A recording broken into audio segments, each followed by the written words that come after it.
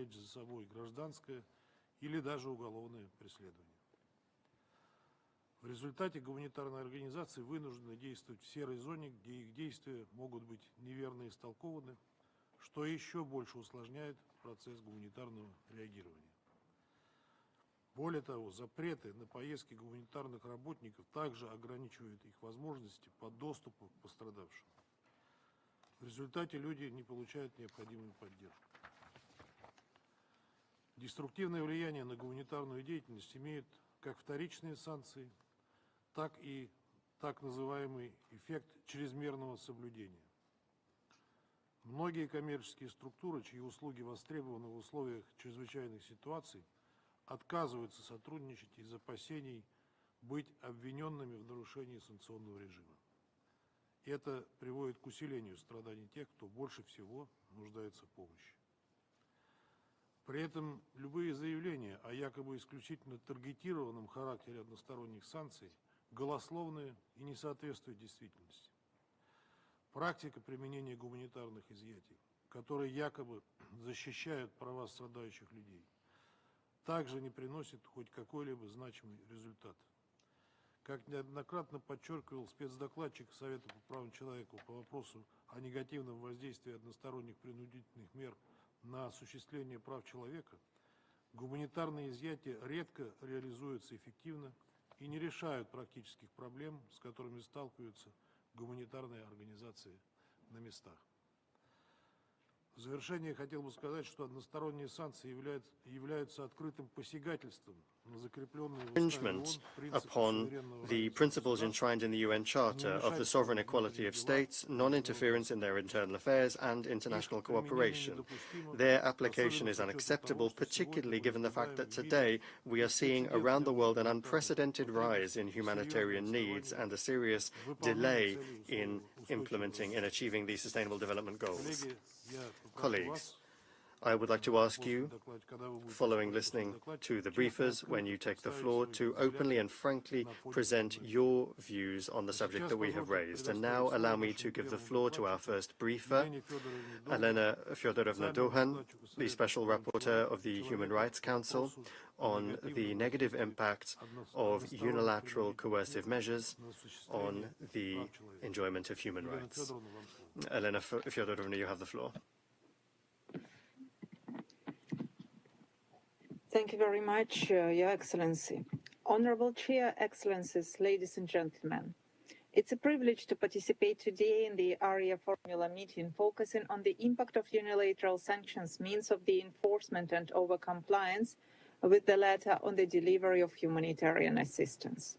With great regret, I have to admit that unilateral coercive measures, means of the enforcement, maximum pressure campaigns and consequent zero-risk policies constitute today one of the most serious challenges, not only to the stability and human rights, but also to the humanitarian response in the crisis situations, as well as operation of humanitarian actors.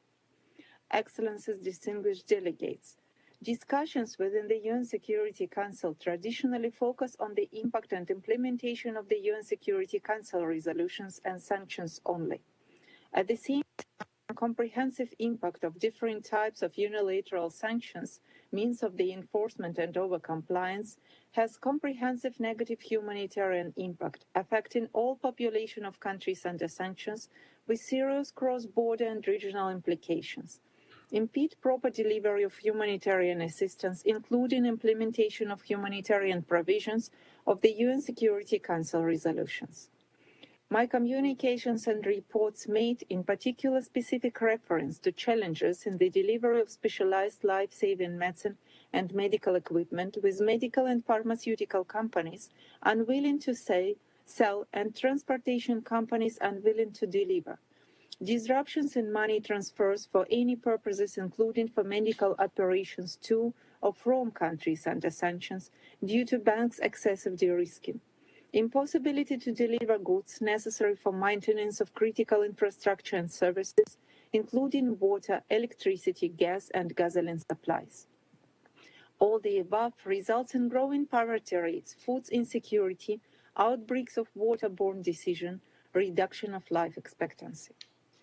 Excellencies, distinguished delegates, I note the existence of humanitarian carve-outs contained in relevant provisions of the unilateral sanctions regulations. These carve-outs have often been described by sanctioning states as a reflection of their genuine humanitarian consideration and as a major humanitarian mitigating tool. However, it has been repeatedly reported by different actors that such humanitarian provisions are de facto ineffective and inefficient. Due to the complexity and overlapping nature of unilateral sanctions regimes, their vague wording regarding their scope, the complex and costly procedures for granting humanitarian licenses, as well as the persistent fear of secondary sanctions, civil and criminal penalties that exacerbate overcompliance.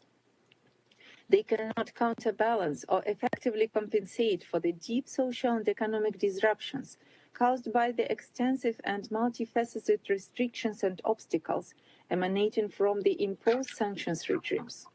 Instead, they may only allow for ad hoc micro-level interventions which do not suffice in the context of broad macro-level structural changes caused by the imposing sanctions regimes and the higher economic and social costs experienced by sanctioned countries, which are translated into severe suffering among those countries' general populations, even in emergency situations. Moreover, humanitarian assistance is usually interpreted restrictively and is often limited to essential goods to cover people's basic needs, instead of broader interventions which would also include rehabilitation of critical infrastructure, in particular water and electricity, among others, which would enable more sustainable interventions and impacts.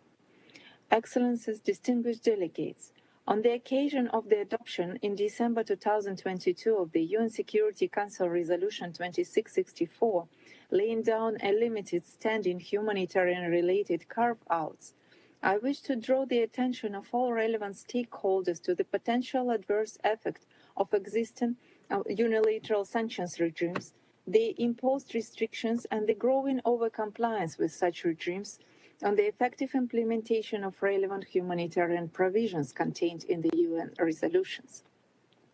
The international community's commitment to alleviate human suffering from through multilateral action may not in the end suffice in the current context generalized uncertainty around competing and overlapping unilateral sanctions regimes and the prevalence of unilateral sanctions. Initiatives such as the UN Security Council Resolutions 20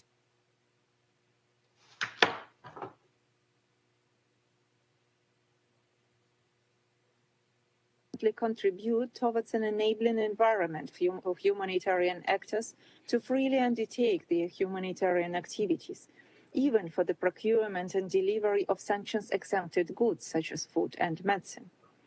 Today, documents of sanctioning states aiming and implementing UN Security Council Resolution 2664 do not introduce any guarantees of its implementation and are similar to the guidance documents providing the delivery of humanitarian assistance in the face of unilateral sanctions. In particular, humanitarian actors stay unprotected and bear the burden of proof of the pure humanitarian nature of their deliveries. Requirements to control and report about the distribution may undermine the humanitarian principles of humanitarian work, including humanity, impartiality, and non-discrimination. They do not provide for the lifting of other limitations, in particular prohibitions of bank transfers, delivery or insurance of humanitarian goods, with very narrow understanding of the exemptions. They contain no provisions preventing overcompliance, including blocking of bank transfers and delivery of humanitarian disruptions. Excellencies, in Resolution 48/182 of the UN General Assembly, where it requests to provide humanitarian assistance in accordance with the principles of humanity, neutrality, and impartiality. It's generally agreed that all states and other actors are obliged to take humanitarian considerations into account, even in wartime and humanitarian situations. All persons, individually and in communities, shall be treated with due respect for their fundamental human rights and with dignity, without discrimination or distinction of any kind, whether on the basis of race, color, sex, birth, language, religion, political or other opinion, national or social origin, property or other status. Rapid and unimpeded humanitarian access is a fundamental prerequisite to effective humanitarian action to ensure delivery of humanitarian assistance to all those in need. Although the notion of humanitarian relief has no uniform scope of regulation, various provisions of international humanitarian law treaties set out indicative lists of relief items. Humanitarian relief operations may include, though are not limited to, operations to provide food, water, medical supplies, clothing, bedding, means of shelter, heating, fuel, and other supplies and related services essential for the survival of civil population, as well as objects necessary for religious worship. As a result, narrow approach to humanitarian assistance and unilateral sanctions regimes, as including food and medicine, only does not correspond to the needs of humanity as standards of availability of humanitarian assistance. Access to essential goods shall be understood broadly and include food, seeds, medicine, medical equipment, services, equipment, spare parts, reagents, supplements and software, and other types of goods necessary for the maintenance of critical infrastructure and critical services relevant to healthcare, nutrition, agriculture, electricity, water supply, irrigation, sanitation, transportation, and other spheres necessary for the survival and well-being of population. As the above-mentioned resolution explicitly identified that humanitarian assistance shall not be viewed as the immediate humanitarian relief only, but rather it shall ensure a smooth transition from relief to rehabilitation and development, supportive of recovery and long-term development. That fully conformed the approach of the Resolution 2664, interpreting humanitarian assistance as one referred to the activities that support basic human needs. Excellencies, distinguished delegates, there is a broad number of other issues I want to address within this discussion, as well as multiple evidences and reports of devastating humanitarian impact of unilateral coercive measures, means of their enforcement and over-compliance. But for the sake of the time, I will address just some of the conclusions and recommendations. Multiple resolutions of the UN General Assembly and the UN Human Rights Council reflect on illegality of unilateral coercive measures, means of their enforcement, and consequent zero-risk policies and over-compliance, emphasize their negative and non-selective effect on fundamental human rights of all people under sanctions, resulting in false and health insecurity, growing poverty rates, shrinking space for education, decent work and development, undermining the very possibility of states affected by sanctions and quite often of neighboring states and cooperation between partners to achieve sustainable development goals. Political concerns, references to the inaction of the UN Security Council and any announced higher goals cannot be used as a justification for the use of illegal measures. Therefore, states and regional organizations shall stop to use rhetoric of sanctions, but rather start to act in accordance with international law, principles of humanity, solidarity and cooperation, with full respect to the principles and purposes of the United Nations.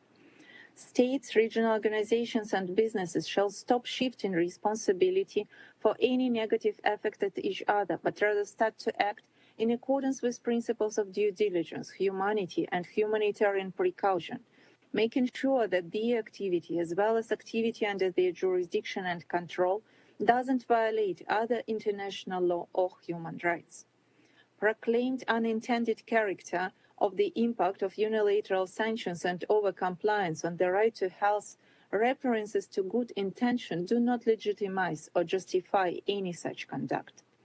General licenses adopted by states to implement UN Security Council Resolution 2664 shall include not only measures aimed to unfreeze assets explicitly prescribed by the resolution, but additionally remove all financial, delivery and insurance impediments, with due account that humanitarian needs shall be understood broadly and shall include all types of goods and services necessary for maintenance of critical infrastructure. Delivery of humanitarian assistance to the countries affected by unilateral sanctions shall in no way be more complicated or limited than to the countries under sanctions of the UN Security Council. In particular, recipients of humanitarian assistance shall not be discriminated on any grounds. Humanitarian relief shall be provided to all those most in need. Humanitarian organizations shall not be requested to do any profiling, report on recipients, or condition humanitarian assistance by support of sanctions or political views. Delivery of humanitarian assistance to the countries under sanctions shall not be viewed as a circumvention or assistance in circumvention of sanctions regimes and shall not be punished. To ensure the collection of comprehensive and impartial data, I invite all states to assess the impact of unilateral sanctions by also impact of sanctions-induced environment on the delivery of humanitarian assistance, also by using the monitoring tool developed by my mandate. I will continue to work on cross-cutting issues related to sanctions, humanitarian assistance, and assessment of humanitarian impact, and I am open to engage with all stakeholders, including relevant UN entities, bodies, states, and humanitarian actors. I thank you for your attention. I thank Elena Duan for her briefing. I would now like to give the floor to Emmanuel Tronk, the HEX-EPA Syria Mission Country Director.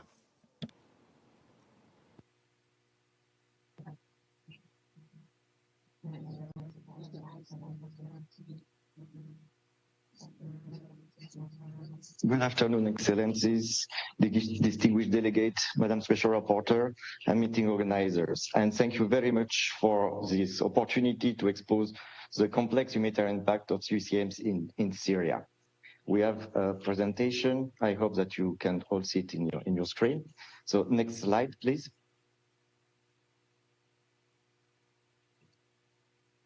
So the direct operational impacts of UCMs are linked to the measures targeting specific sectors, individuals, or entities, and are mainly characterized by, next please.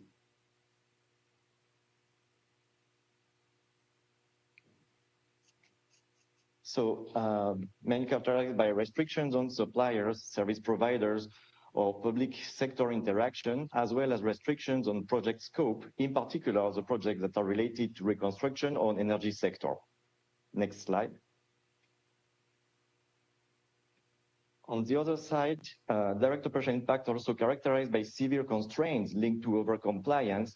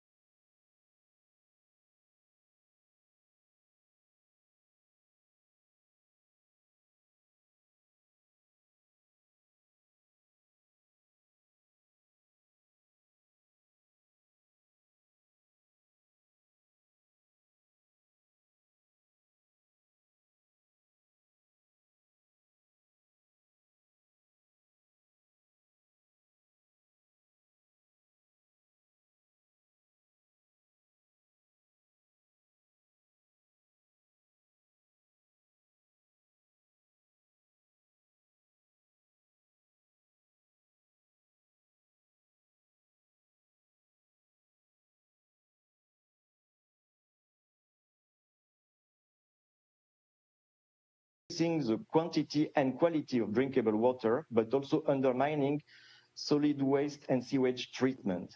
It is fostering outbreaks of hepatitis A, typhoid, and cholera. It's also impacting the availability of water for irrigation, with negative impact on food production by reducing yields and quality. It's reinforced by the fact that heavy machinery required for agriculture, fertilizer and pesticides are also classified as dual-use goods. The scarcity of fuel, gas, and electricity are affecting food production, transformation, and conservation, and affecting cooking practices with increasing malnutrition rates. On the other side, education and private sector are also affected with impact on the health of the population. Meanwhile, the informal sector is flourishing with higher prices, lower quality, and lower levels of control. Next slide, please. Those examples are some of the proofs that UCMs are the main aggravating factors of the population suffering and are thus increasing the need for humanitarian aid. In parallel, UCMs are undermining humanitarian response by limiting the scope and impact of the activities and delaying the project implementation. Next. UCMs are also increasing the cost of humanitarian response by increasing the volume of work, creating good scarcity, increasing imported goods and insurance costs, boosting the reliance on the unregulated black market, adding extra layers of compliance control, and forcing an adjustment of the activities to compensate the lack of energy. Next. Altogether, we can clearly conclude that UCMs are vulnerating the humanitarian principles as they're imposed by governmental entities, explicitly including references to parties in the conflict, and are introducing double standards. Next. As conclusions, I would like to highlight three main points. First, the impact of the UCMs on the humanitarian aid delivery and on the impact on the population should not be distinguished, as both are closely interlinked and humanitarian aid is at the service of the population. Second, exemptions and derogations are clearly not enough, and there is a need to reform sanctioning frameworks to fully exclude all humanitarian and development stakeholders from UCM's exposure and to tackle the issue of the generation of humanitarian needs due to UCMs. And third, it's urgent to implement those corrective actions as soon as possible, because meanwhile we're talking right now, the population here in Syria is suffering and humanitarian needs are still increasing. Thank you very much for your attention. I thank Mr. Emmanuel Tronk. I would now like to give the floor to Adam Abdelmoulay, the UN Resident Coordinator and Humanitarian Coordinator in Syria.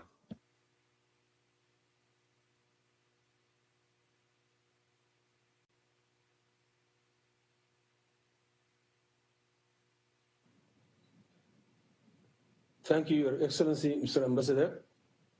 And I would also like to thank my fellow panelists. Can you hear me? Can you hear me? Yes, please go ahead. Okay. So many thanks. The humanitarian community has for a long time been alerting the world about the impact that a range of restrictive measures have had on humanitarian operations across contexts. This includes counter-terrorism measures, Security Council sanctions, anti-money laundering regulations, and indeed UCMs.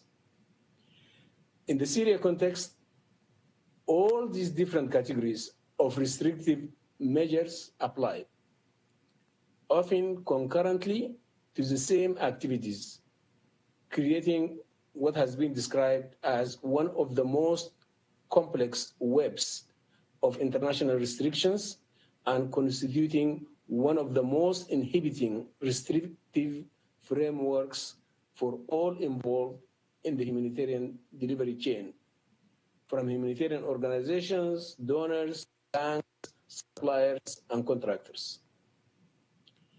UCMs applicable in Syria include export restrictions, sectoral sanctions, and asset freeze measures targeting not only private individuals and entities, but also governmental functions and bodies, as well as public structures. These measures have undoubtedly contributed to the various procurement and banking hurdles humanitarian organizations in Syria have been confronted with. Export restrictions for a wide range of items do not come with standing exemptions.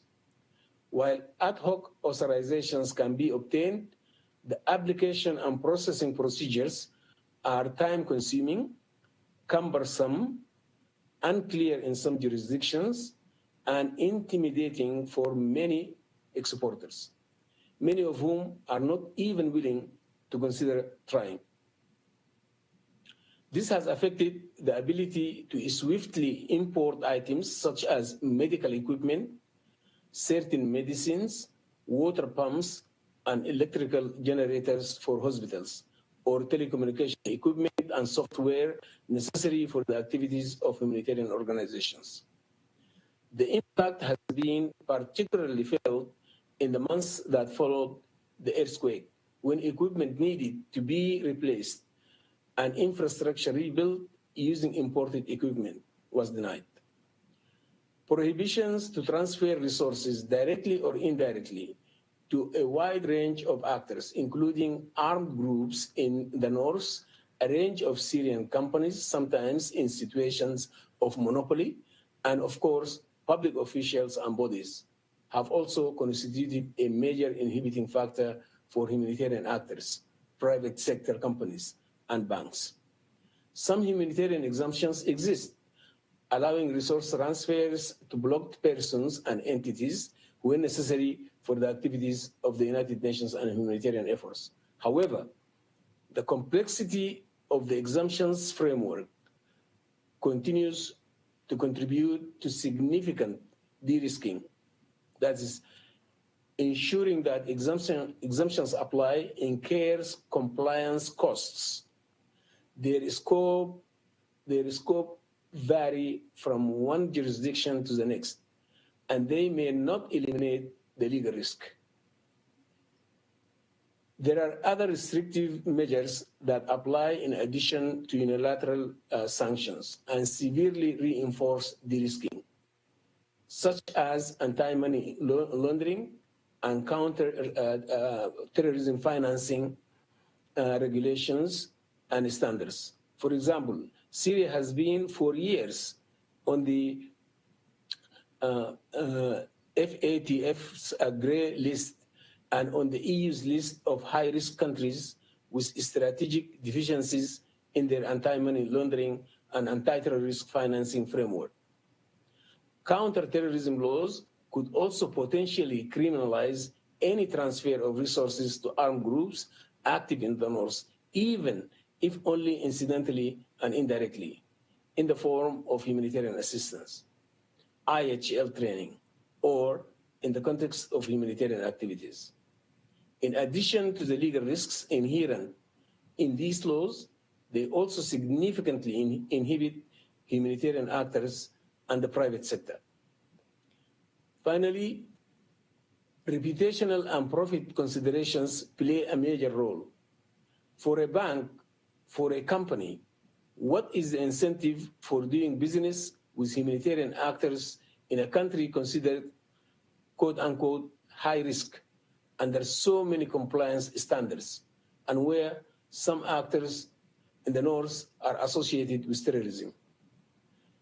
Mr. Chair, the impact of restrictive measures on humanitarian operations is a very complex issue. Fortunately, we have seen progress over the past years.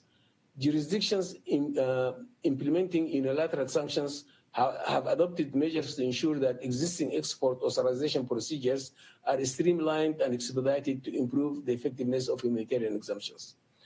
Proactive outreach to banks and suppliers has been taking place, and structures for tripartite dialogue meet regularly. Partners have reported that it had been easier to unlock fund transfers for their operations in Syria, And for some of them, export authorization processes have effectively been moving quicker in some countries. I would like to emphasize the role played by the Security Council with the groundbreaking resolution 2664.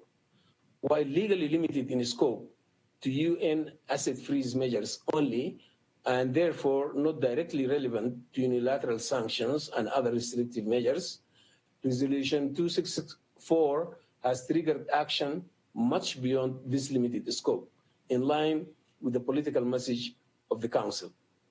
Now, we need a sustained political will and further steps to promote respect for principled humanitarian action and the facilitation of resource transfers necessary for humanitarian operations in Syria and other contexts affected by these restrictive measures. This must start with the standing extension of Resolution 264's applicability under the 1267 sanctions regime, which applies to several armed groups active in North Syria.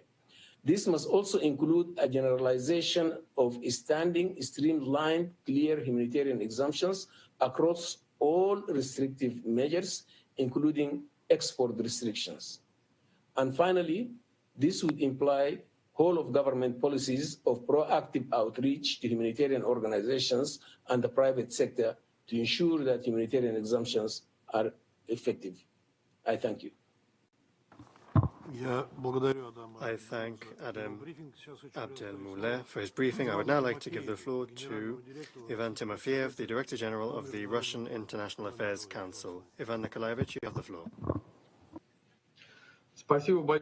Thank you very much, Mr. President, distinguished colleagues.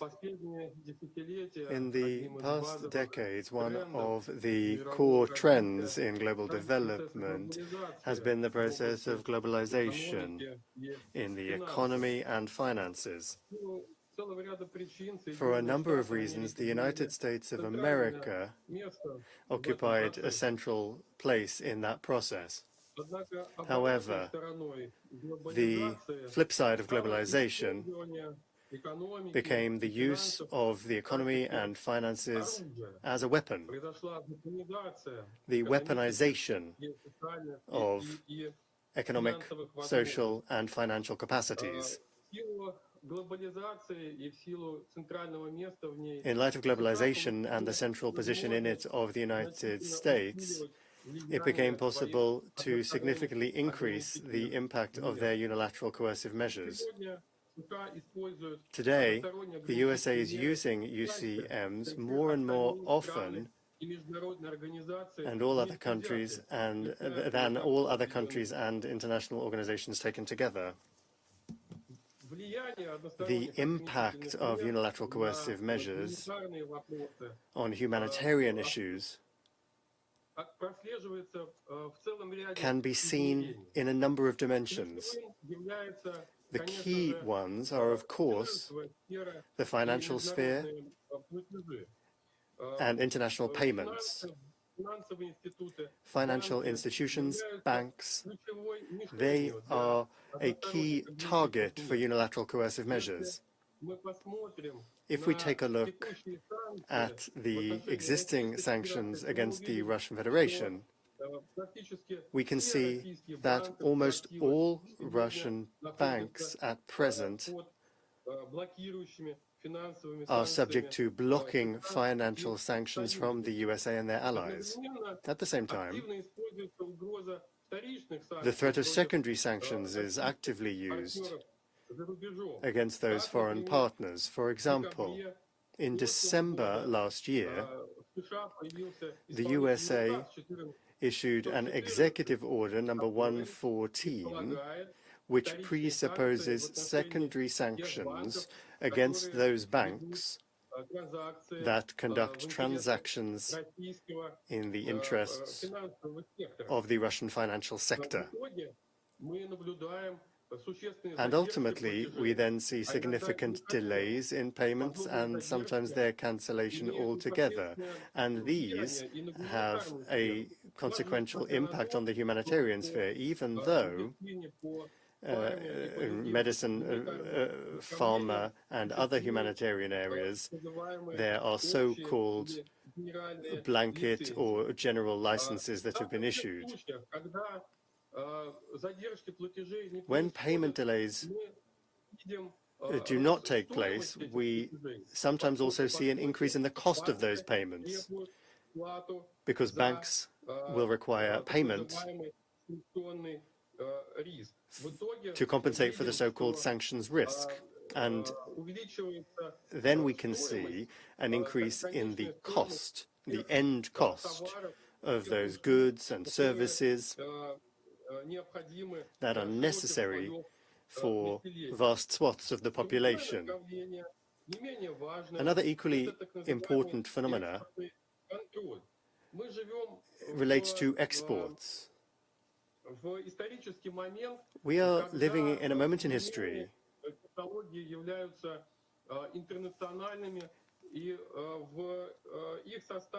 in which many companies are international, and they include elements that are produced in a large number of countries. And if, for example, medical devices or equipment that contain American components or components from other countries have UCMs introduced against them, there is a high likelihood that that medical equipment is not going to be supplied and would not be given so-called sanctions exemptions. We can see examples of this in the Russian Federation and also in the example of Iran and Syria and Venezuela and other countries. There's another phenomenon and another dimension as well, which is the emergence of all sorts of illegal schemes relating to the delivery of so-called sanctions jurisdiction, in which all sorts of speculators are involved. It is the vulnerable groups of the population that depend on the supplies of food and medicines and other humanitarian goods that are most at risk. Regarding the so-called humanitarian exemptions, as have already been noted, they are either too broad or they are not being implemented or applied to these banks and suppliers. The so-called over-compliance also is a problem, out of the fear of being subjected to secondary sanctions or criminal or administrative prosecution. Distinguished Mr. President, distinguished colleagues, I'm forced to express a note of pessimism relating to the future of unilateral coercive measures. In the foreseeable future, the international community is probably not going to be able to get the initiator countries to abandon their unilateral coercive measures. However, even today, we can see a response to the use of unilateral coercive measures. For example, large-scale sanctions against the financial sector are being overcome by initiatives to diversify international transactions and payments to break the monopoly that is used as a weapon. And we can see the same in the area of technology. One of the areas of this is import replacement, which involves relying on a country's own technological developments. Not all countries can afford this, and we can see that states can't afford these programs become even more vulnerable. Nevertheless, movements towards the diversification of finances and supply chains will lead to an improvement in the democratic nature of global finances, the global economy. It will reduce the possibility of others to spoil this or use it as a weapon, and it will lead to a more just multipolar world order. Thank you for your attention. I thank Ivan Timofeyev, and I now give the I would like to ask that the participants in today's meeting listen to and watch a video message from Mutaz Adam, the Oxfam Syria country director. My name is Mutaz Adam. I'm Oxfam's country director in Syria, based in Damascus. Allow me to thank the organizers for the opportunity for Oxfam to be present again in such important spaces that discuss UCMs from the perspective of humanitarian actors and the impact on humanitarian action. We think that such highly complex topics require continuous discussions and efforts to unpack the different factors interplaying together and impeding humanitarian action, something that unfortunately has been severely limited to this day in our context, regardless of the efforts. A couple of disclaimers before I start. My intervention here should not be interpreted as Oxfam's position on UCMs, but more as highlighting the impact of such measures on the humanitarian conditions in the country, and specifically on Syrians' access to food and water, with water, sanitation and hygiene, food security, livelihoods, protection, and gender being the mandate of Oxfam in Syria. I will be using terms such as impact and consequences of UCMs on the population without further qualification. By doing so, Oxfam does not suggest that states imposing UCMs on Syria intended them to have an impact on the humanitarian situation, nor were these consequences the objective of UCMs. You will hear me speaking about the WEF nexus, and by it we mean the interconnections between water, energy, and food, with the synergies, conflicts, and trade-offs that arise from how they are managed. I will be using examples and evidence from a discussion paper informed by a research study that Oxfam did, which was published in January of this year. It is titled Turn on the Light, which addresses the impact of the energy and electricity crisis in Syria on access to food and water. I have witnessed the deterioration of the humanitarian situation in the country year after year, and the gradual decline of public services, which today are extremely limited and are impeding Syrians' ability to rebuild their lives. The erosion and almost complete absence of basic services is persistently adding stress on households, with prices of basic goods and services are skyrocketing at an alarming momentum. Of course, one of the consequences of UCMs is overcompliance, and this comes in the form of delays in the transfer of funds to Syria, which limits timely implementation of operation. Chilling effects is another one, and on the private sector is exacerbated by restrictions as part of the UCMs on some parts of the Syrian banking system and the risk of being exposed to US secondary sanctions when sourcing goods and services from the international market. In our paper, we found from those interviewed that the international private sector actors have been increasingly reluctant to carry out Syria-related transactions. This is true also for EU and US-based financial actors and companies exporting equipment and spare parts for water and electricity systems and the food supply chain. In addition to overcompliance and chilling effects, UCMs impact the water, energy, and food nexus in Syria through various ways, including the designation of certain Syrian entities, which impact state-owned public services, such as the provision of water and electricity. Also, the restriction on the energy sector, which limit the availability of fuel and electricity in the country, and the restrictions on trade with Syria, which impede the timely import of commodities, services, equipment, technology that is important for the WEF nexus. Of course, UCMs are not the only factor impacting the WEF nexus. Other factors include conflict and the destruction of infrastructure and loss of resources, brain drain within the public sector, domestic legislations, and other international legislation, such as export controls and anti-terror legislations, are also impacting. But what about UCMs specifically?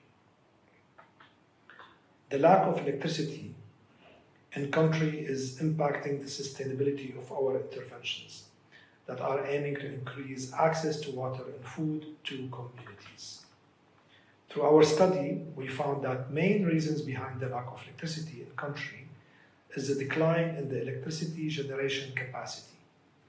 Today in Syria, the electricity generation is only 20% of what it used to be before the conflict, with gradual deterioration over the years, but more so since 2019. There are multiple factors that are impacting the generation of electricity. And they are, for example, lack of heavy fuel, oil and gas, and technical factors, such as the lack of spare parts and the much needed maintenance. UCMs are therefore contributing to the decline in electricity generation through two main ways. One, UCMs on the energy sector has significantly limited the importation of fuel, oil, and gas to Syria. And two, UCMs on Syria has stopped manufacturers from carrying out essential maintenance work and import of spare parts necessary for the electricity infrastructure, which is mostly built by European and Western companies. In our paper, we found that technical factors contribute to the limited electricity generation capacity by around 40%. The energy crisis is the main underlying cause of disruption of the food supply chain. It is undermining the recovery of the agricultural sector due to increased cost of irrigation, transport, and mechanization. It is impacting and increasing the cost of state-run food facilities, and it is increasing the cost of production for food. The energy crisis in country is the main barrier that is impacting the functionality of water systems and the distribution of water to households. Significant power outage as low as 1.5 hours per day have significantly impacted water facilities. And this 1.5 hours a day is the supply of electricity, and it's not continuous supply. On average, water network require several hours of continuous supply of electricity for water to reach households. Of course, in the world of UCMs, there are positive efforts that need to be highlighted and capitalized on. And here I'm talking about the exemptions. This has been done in efforts to reduce the consequences of UCMs on the humanitarian situation. For example, UCMs exemptions are important to ensure that humanitarian action is not hindered. The EU UCMs exemptions introduced after the earthquake have set positive precedent, and their extension is an effort highly appreciated, and we urge other states imposing UCMs to follow suit. On dialogue and persistent efforts in this regard, as I mentioned early on, this topic requires that. And Oxfam in Syria has been engaged in such discussions previously, but more actively since the beginning of 2024, through the publication of the paper. Other actors in Syria are also initiating dialogue and raising awareness through evidence from the field. However, such initiatives will only be deemed as successful if we see more stakeholders taking such discussions forward, like regulators, policymakers, banking, private sectors, and think tanks. Additionally, active efforts should be put in place to measure and report on the impact of UCMs, which in Syria has not taken place and could be a crucial way to feed into the discussions on various levels. This would also include assessing the extent of humanitarian carve-outs and exemptions on mitigating the impact of UCMs on humanitarian action. This should happen, of course, with close consultation with humanitarian actors on the field. So the effects of UCMs are strongly felt in every respect of our work.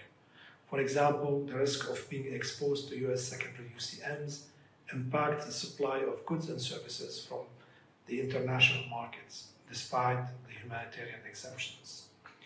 And also financial UCMs are also factors that impede our actions.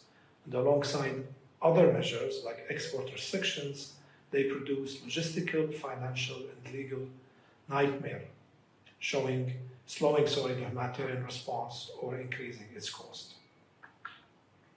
In conclusion, I would like to conclude by thanking you for bringing Oxfam into this space and for convening such spaces with humanitarian stakeholders from different contexts.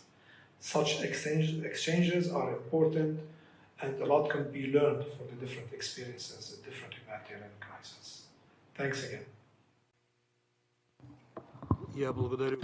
I thank Mutaz Adam for his message. Now we are coming to the statements, and first I'll give the floor to council members, and I give the floor to Sierra Leone. Thank you, Mr. Chair. Let me start by acknowledging the contribution of all the briefers to this discourse today. Sierra Leone acknowledges that states have the right to determine their foreign policies, including shaping their economic relations and taking measures to protect national security interests. Such actions are considered as legitimate when taken in accordance with diplomacy and international law. As a state deeply committed to the principles of peace, justice, and respect for human dignity, Sierra Leone's foreign policy and recent history have been shaped by multilateralism and the pursuit of international cooperation under the United Nations Charter and international law. Having once relied on international solidarity for peace and recovery, we remain concerned about the consequences of unilateral actions that undermine the international rule of law and the spirit of multilateralism. The legitimate application of measures, including sanctions, can be an effective tool, whether unilateral or multilateral, to address malign behavior, counter transnational crime, terrorism, the proliferation of weapons of mass destruction, and human rights violations. Sierra Leone recognizes that there are different views on the use of unilateral coercive measures, UCMs. Proponents argue that UCMs can be instrumental in promoting accountability for human rights violations and in addressing threats to peace and security. It is also claimed that they can incentivize positive behavioral change in targeted states. Sierra Leone, however, emphasizes that any imposition of unilateral measures must be carried out within the framework of the UN Charter and in full compliance with international law. We believe that it's only through multilateral diplomacy, guided by international law and supported by UN mechanisms, that we can effectively address global challenges while respecting the rights and dignity of all peoples. In addition, we stress the need for greater transparency and accountability in the imposition of coercive measures. Such actions must be based on clear legal grounds, in full compliance with the Charter and international law, and with careful consideration of their humanitarian impact. Sanctions should be designed to contribute to peace and stability while safeguarding the well-being of civilians and upholding international and human rights standards. While acknowledging the arguments in favor of UCMs, it is crucial to recognize that their impact on civilian population, even when well-intentioned, often has unintended consequences. These measures can lead to economic hardship, social instability, and increased vulnerability to radicalization, potentially undermining efforts to combat terrorism and exacerbating security challenges. UCMs, while intending to target specific actors, often extend their reach to innocent civilians, disproportionately affecting the most vulnerable. It is also important to recall that both the UN Security Council and the General Assembly have acknowledged a negative impact of UCM on human rights, the right to development, and international solidarity. The General Assembly, in Resolution 78/202, has specifically highlighted that the extraterritorial application of laws can create obstacles to the full realization of human rights. Furthermore, people should not be deprived of their means of subsistence, particularly in relation to food and medicine. In this regard, United Nations Security Council Resolution 2664 underscores the need for humanitarian carve-outs in sanctions regimes, ensuring that humanitarian aid can reach those in need while safeguarding against its diversion by malicious actors. Sierra Leone calls for full adherence to the UN Charter and international law in the application of sanctions or any other coercive measures. If sanctions are deemed necessary, they must be targeted and designed to minimize harm to civilian populations, support sustainable peace, and uphold the principles of the UN Charter. We also urge states to refrain from imposing coercive measures with extraterritorial effects, as these actions disrupt trade relations among states and impede the full realization of rights set forth in the Universal Declaration of Human Rights, including the right to development. We call on member states and regional organizations to ensure that their measures are truly targeted and minimize any potential humanitarian impact on vulnerable communities in order to achieve their intended goals effectively. In conclusion, Mr. Chair, Sierra Leone supports the recommendations that sanctions measures, when legitimately adopted as UCMs, should be designed to impact only the intended target while limiting unintended consequences for innocent civilians. The implementation of sanctions must be regularly reviewed to assess the real-world impact on human rights and appropriate human rights safeguards, including independent monitoring and impact assessments, should be incorporated. Sanctions should also be time-limited and reassessed for their ongoing effectiveness.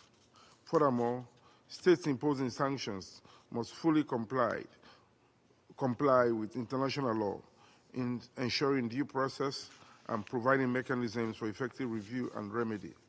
They must also establish clear and universally accepted systems for humanitarian exemptions, enabling the swift passage of essential goods such as food, medicine, and healthcare supplies to those in need and to critical infrastructure that supports human rights, including water, sanitation, and electricity.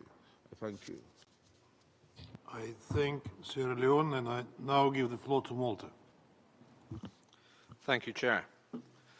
Malta takes notes of the briefing provided, which highlight the complexities around the adoption of sanctions. The UN Charter clearly recognizes sanctions as an essential part of the maintenance and restoration of international peace and security. Article 41 does not prevent any countries or regional organizations from applying these measures. In fact, sanctions are a tool which complement diplomacy. They represent a component, rather than the entirety, of various approaches, including efforts to counter terrorist threats and measures aimed at targeting those persons or groups responsible for undermining peace and security. Sanctions adopted by the EU are applicable only within the EU and are a legitimate political instrument to achieve policy aims in line with the UN Charter. These sanctions play a crucial role in targeting those responsible for human rights abuses, spoilers of peace processes, for breaches of international law, and flows of arms into war zones. As part of a comprehensive policy, sanctions, whether at the UN, regional, or national level, support efforts to fight the proliferation of weapons of mass destruction and to uphold international law, including international humanitarian and human rights law. EU sanctions are carefully crafted and calibrated to include humanitarian exemptions, even before the adoption of Resolution 2664 of 2022. Humanitarian activities, including medical assistance, were already permissible under the different EU sanctions regimes. If there are unintended consequences, Malta has tried, with all partners, to create space so that life-saving aid is prioritized, especially in humanitarian emergencies based strictly on humanitarian principles. It is also difficult to understand how the targeted sanctions against individuals or the adoption of an arms embargo is understood to create significant difficulties for humanitarian aid or maintaining essential services for civilian populations, in particular, nearly 2 years after the adoption of Resolution 2664 and its streamlining in all EU sanctions. We do, however, understand that progress still needs to be made in ensuring that the so-called chilling effect of sanctions felt within the IFI and private sector space is lessened. Only then can the humanitarian carve-outs within sanctions regimes meet their agreed and expected outcomes. Finally, we must recall that the EU is collectively the biggest donor for international aid in the world, providing over 50 billion euros a year to help overcoming poverty, facilitate humanitarian aid, and to advance global development.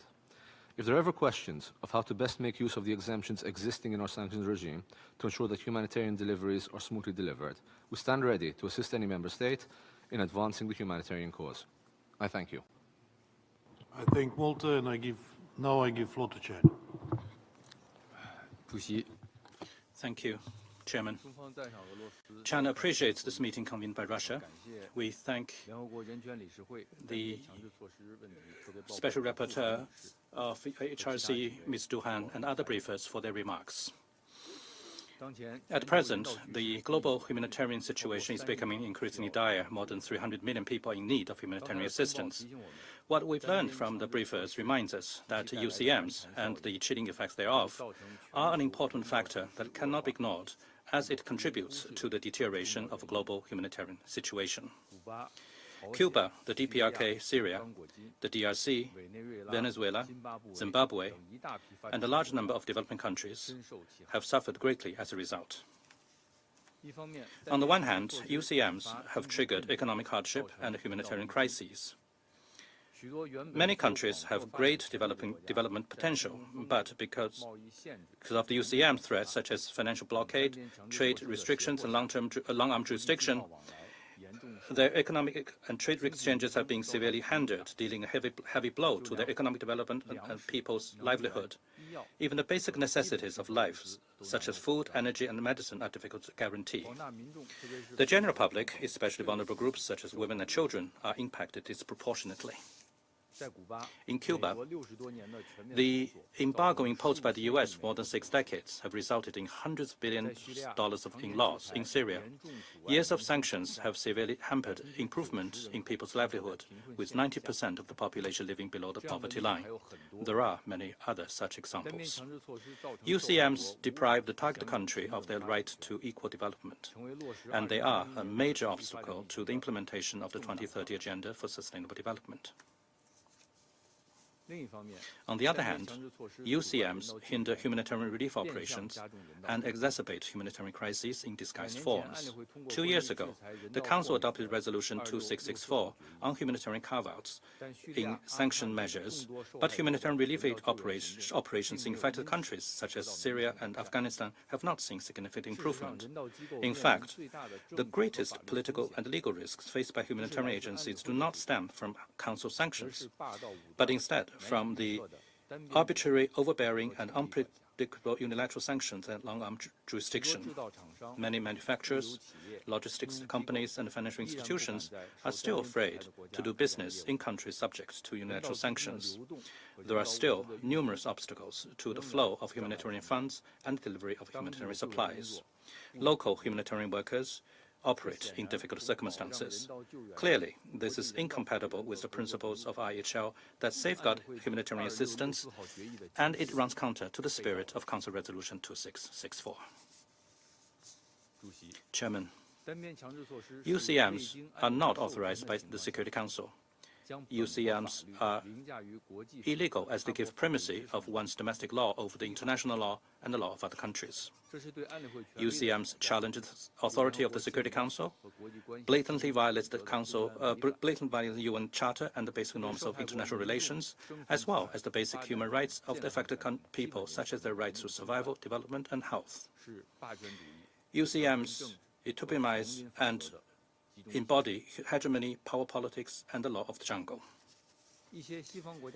In some Western countries, there are politicians who openly and candidly use unilateral sanctions as a weapon of economic warfare in an attempt to create economic hardship and humanitarian disasters, to induce internal chaos in the countries targeted in order to achieve their schemes of hindering development, exerting political pressure, and even overthrowing the government. This is tantamount to using hunger, disease, poverty, and misery as weapons and imposing collective punishment on civilians in the countries concerned. This is a blatant violation of international humanitarian law and international human rights law. No No amount of whitewashing can conceal the illegal nature of the UCMs and their adverse effects. We demand that relevant countries immediately cease such illegal acts, stop creating and exacerbating man-made humanitarian disasters, and provide due compensation and relief to the countries affected, as well as give adequate support and assistance to humanitarian relief operations and economic reconstruction. Chairman, over the past few decades, the UN General Assembly has adopted more than 100 resolutions opposing UCMs, expressing concerns over the negative impact on human rights and urging the US to end its embargo against Cuba. The 2030 Agenda for Sustainable Development explicitly calls upon all countries, not to promulgate or implement unilateral economic, financial, and trade measures. Last week, the UN high-level meeting on UCMs held in Geneva adopted the guiding principle on addressing the negative impacts of UCMs. These actions represent the long-standing call for justice and legitimate demands of the international community. As an important member of the Global South and a victim of UCMs, China always stands with developing countries on the side of fairness and justice, on the side of international rule of law, on the side of multilateralism, firmly opposing all legal UCMs. We're willing to work with all relevant parties to strengthen solidarity and cooperation, make joint efforts towards the complete abolishment of UCMs globally at an early date, and the comprehensive elimination of their negative impact, so as to promote peace, stability, development, and prosperity for all humanity. Thank you, Chairman. I thank China, and I now give the floor to Ecuador.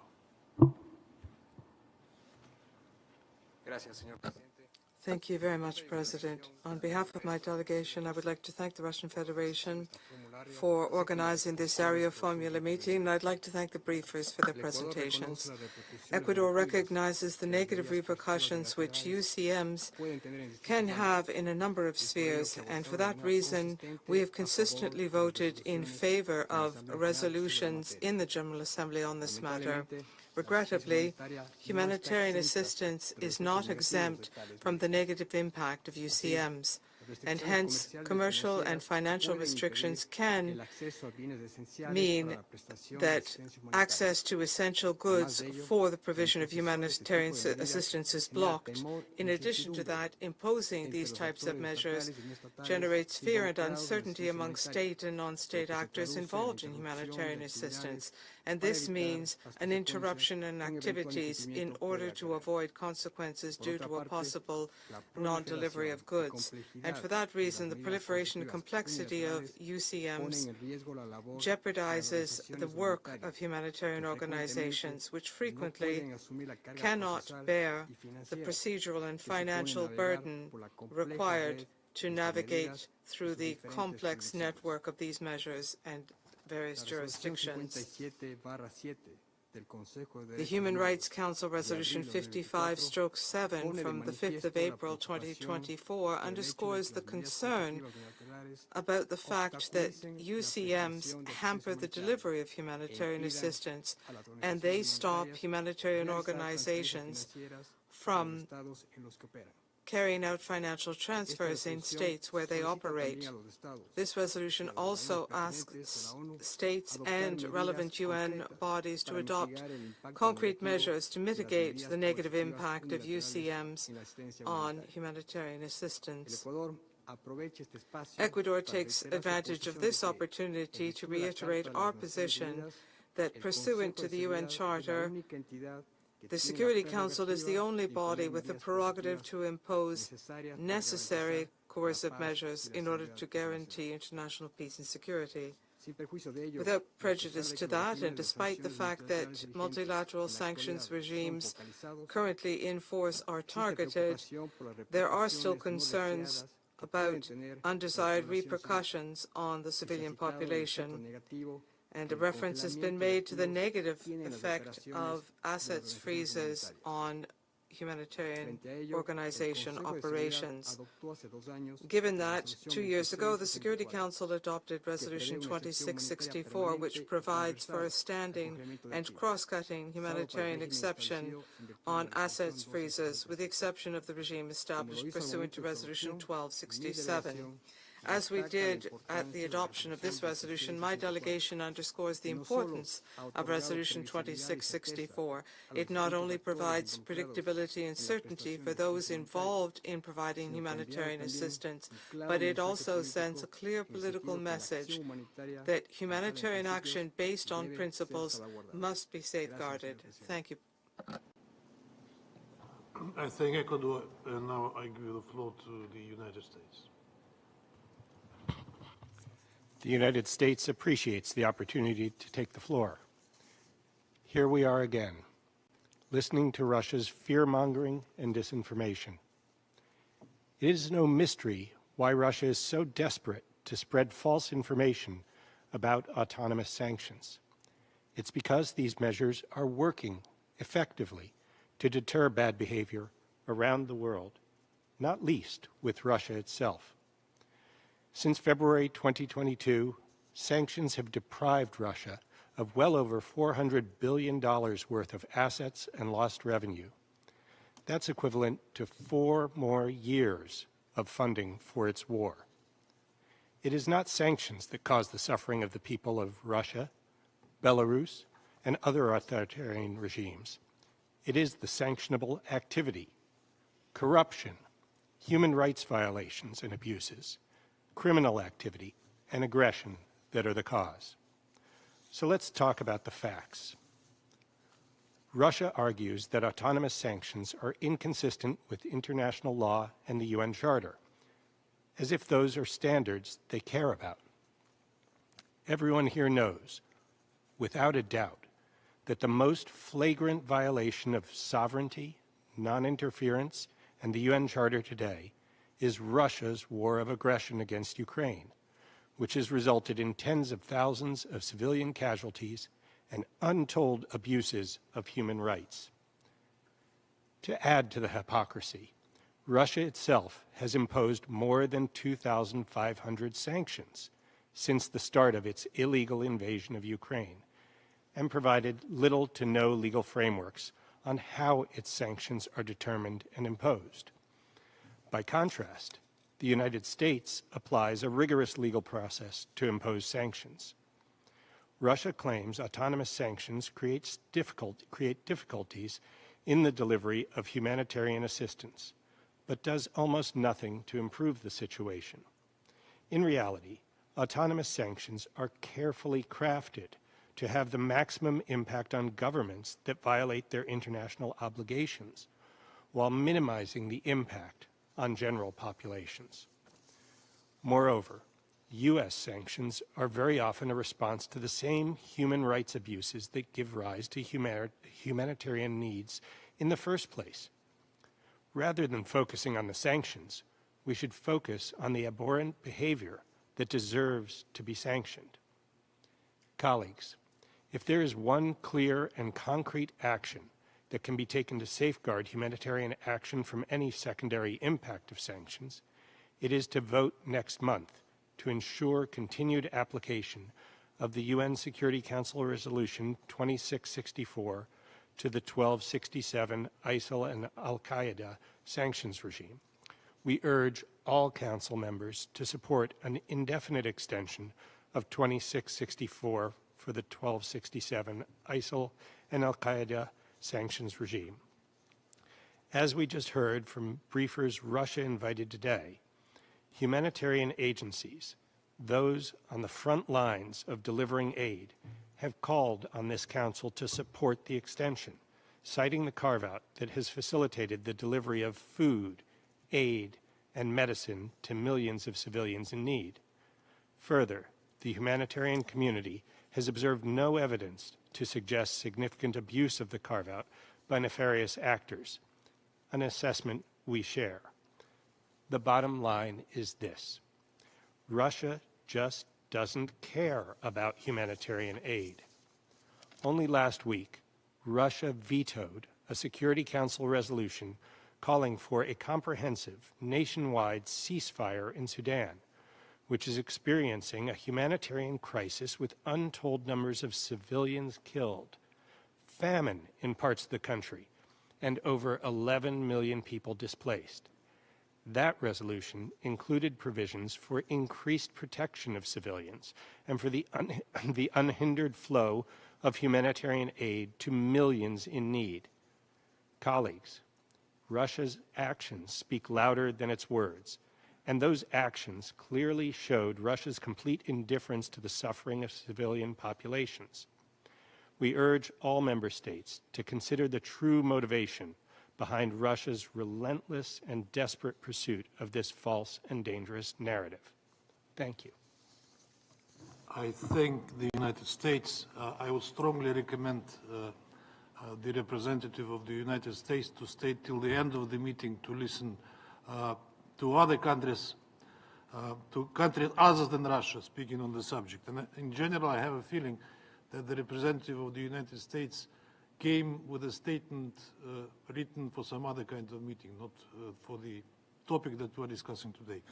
And now I give the floor to the representative of the United Kingdom. Thank you, Chair, and to the briefers. I will make 3 points. First, addressing the drivers and growth of humanitarian needs is a priority for the United Kingdom, and we apply this priority to our sanctions work. We were pleased to support the adoption of Resolution 2664 almost 2 years ago. The United Kingdom has taken significant steps to mitigate the risk of our autonomous sanctions having unintended humanitarian impact. Therefore, we regret the inaccurate and misleading depiction set out by Russia. To be clear, the UK does not impose restrictions on the export of food and medicines as part of our sanctions measures, and we take special care to ensure that humanitarian assistance is not impacted. UK sanctions provide a range of exceptions and general licenses to support humanitarian activity, such as those for the occupied Palestinian territories and Lebanon, and following the 2023 earthquakes near the Turkey-Syria border. We also ensure good dialogue with humanitarian organisations.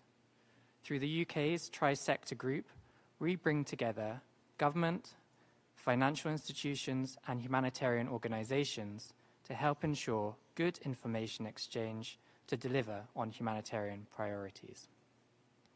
It is therefore disappointing that some member states are politicising autonomous sanctions at the expense of humanitarian and development priorities. In recent weeks, some member states undermined important texts on development across the Second Committee by prioritising the insertion of their anti-sanctions narrative. Second, I want to clarify the focus, purpose and intent of UK autonomous sanctions, given there can be a lot of misinformation. The UK's autonomous sanctions are consistent with the purposes and principles of the UN Charter. They restrict certain activities within the UK or by UK persons, in line with international law. And the UK uses sanctions measures to address some of the most significant international challenges, such as illegal settler violence against communities in the West Bank and supporting Ukraine's inherent right of self-defense following Russia's illegal invasion. Our sanctions are enshrined in law and have clear and transparent purposes. This is in sharp contrast to Russia's own use of autonomous measures, which includes throttling gas supplies to gain an economic advantage or suspending agricultural imports to exert political pressure. Third, UK sanctions are transparent and allow for due process protections. A sanctioned individual can see the reasons why they have been sanctioned and can challenge them in court or seek review of their designation. Because we believe transparency and accountability make our system stronger. We ensure that every UK sanction complies with our human rights obligations. To conclude, the United Kingdom will continue to prioritise working to prevent and address the drivers and growth of humanitarian needs around the world. We look forward, therefore, to the forthcoming renewal of the 2664 humanitarian carve-out for the 1267 counter-terrorism sanctions regime. Thank you. I thank the United Kingdom, and now I give the floor to Japan. Thank you, Mr. Chair. I also thank all the briefers for their remarks and briefings. First of all, let me reiterate that sanction measures do not derive from the intention to punish or to intimidate without reason, rather from the sincere wish to change difficult situations, which otherwise could further undermine international peace and security. That is the reason why we have legitimate mechanism of sanction regime within the Security Council, which has adopted relevant resolution under Article 41, Chapter 7 of the UN Charter. All sovereign nations should also reserve their rights to take autonomous measures in full compliance with international law, including the UN Charter. As we have seen with some sanction regime, some permanent members of the Security Council have irresponsibly wielded vetoes on Security Council resolutions and engaged in activities that are in direct violation of relevant Security Council resolutions, all while we face serious threats to international peace and security, including those posed by the North Korean provocations. We cannot just look on at such situations with our arms folded. Sovereign states should have a legitimate right to exercise autonomous measures to maintain international peace and security, in particular when the Security Council is polarized. Thereby, we have no other choice. Mr. Chair, we are also mindful that sanctions should not affect or hinder humanitarian activities. Japan fully supports the standing extension of the application of Resolution 2664 to the 1267 sanction regime. Mr. Chair, autonomous measures are intended to be taken for the sake of international peace and security, and should be in line with international law, and I would once again like to reiterate this point. I hope that today's meeting will feature constructive discussions on how we can abate humanitarian impact from autonomous measures, and Japan will continue to support effective and sustainable humanitarian operations whenever people are in need. I thank you, Mr. Chair. I thank Japan, and I give the floor to Slovenia now. Thank you, Chair. I would like to begin my intervention by stating Slovenia's consistent position. Restrictive measures are one of the tools in the toolbox of political, diplomatic, and legal measures consistent with the UN Charter that can be taken with the aim to preserve peace, support democracy, respect international law and the rule of law, and protect human rights. We do not agree with the premise stated in the concept note that the unilateral restrictive measures are inherently illegal. Slovenia implements restrictive measures through the EU framework, and the EU restrictive measures are in full conformity with obligations under international law, in particular international human rights law, international humanitarian law, and international refugee law. They are proportionate, targeted, and carefully calibrated. This has been repeatedly confirmed by the EU courts. We recognize that sanctions regimes may have also some unintended humanitarian consequences for a variety of reasons. However, that is precisely why, throughout the history of UN, they have evolved, from comprehensive to targeted, and further by establishing humanitarian exemptions in different regimes, with culmination in the Resolution 2664, establishing a cross-cutting humanitarian exemption for principled humanitarian action. After the adoption of the Resolution 2664, the EU has transposed the humanitarian exemption to all the implementing documents for UN sanctions and widened it to all autonomous regimes under its jurisdiction. This means that there should be no issues regarding the full implementation of Resolution 2664 across UN sanctioned regimes, and even wider in autonomous regimes. While items connected to humanitarian activities have always been excluded from these restrictions, we note that certain items that can be deemed dual use may need additional authorizations. However, the procedures for these are clear and prioritized an EU-level contact point was established for providing assistance to humanitarian operators in obtaining them. To facilitate humanitarian action even further, some autonomous sanction regimes, such as the one related to the Russian aggression on Ukraine, provide that in the absence of a negative decision within 5 working days, the authorization is considered to be granted. Let me be clear that Slovenia always supported endeavors to mitigate negative consequences of sanctions to humanitarian activities and civilians. Chair, colleagues, in the times when international law is being under immense pressure, too often violated, when decisions of this organization are overlooked and disregarded, member states are left with the following choice. They can either let massive violations slip without a challenge or resort to restrictive measures, the latter always in compliance with international law. And faced with such a decision, we will always do everything in our power to return to peace and security. I thank you. I thank Slovenia and I give the floor to the Republic of Korea. Thank you, Chair. I also take note of the informative presentation by briefers today. As for today's topic, I would like to share the following points. First, UN Security Council sanctions are one of the most powerful and peaceful tools in maintaining international peace and security as mandated by the UN Charter. Further, UN sanctions have evolved into more targeted and effective mechanisms to counter conflict, prevent proliferation, promote accountability, and uphold principles of international law while protecting the vulnerables. Second, at the same time, there is a need to keep in mind the potential humanitarian impact on UN sanction regime.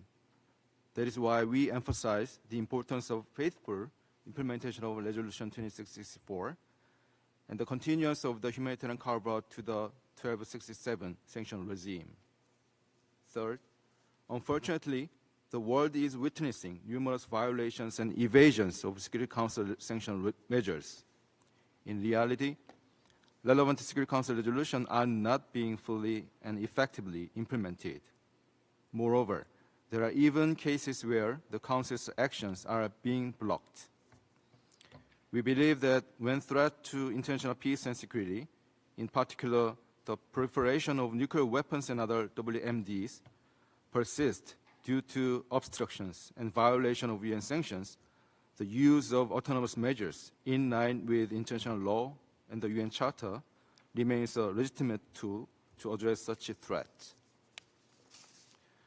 Such measures are part of efforts to ensure the effective implementation of UN Security Council resolutions, where those resolutions are not being fully implemented and the adoption of new effective resolutions remains challenging.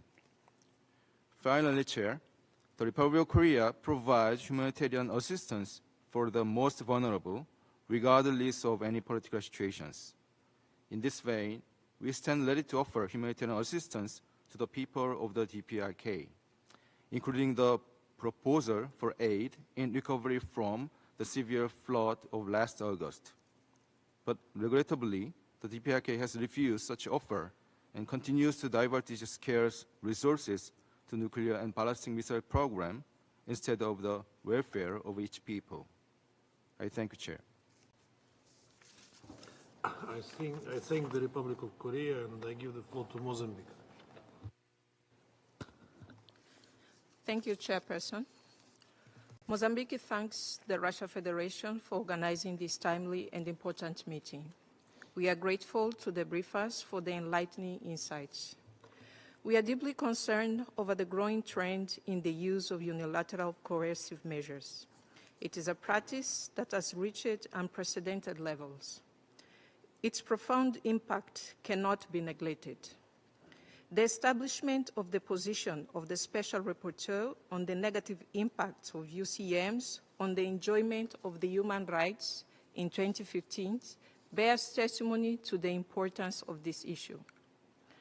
Irrespective of the objective that it is claimed for the imposition of any UCMs, we hold the view that such measures are illegal.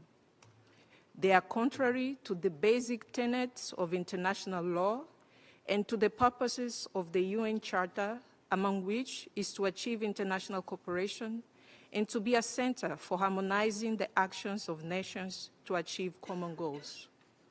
In fact, the UCMs undermine the most elementary notions of multilateralism and cooperation, the founding pillars on which the United Nations is based.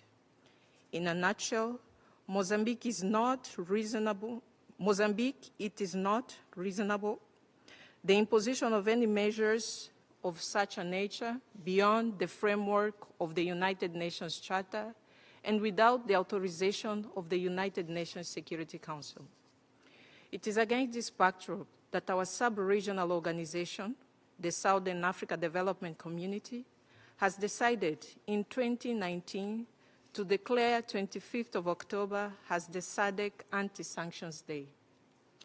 This decision added impetus to our collective efforts to fight against these illegal measures.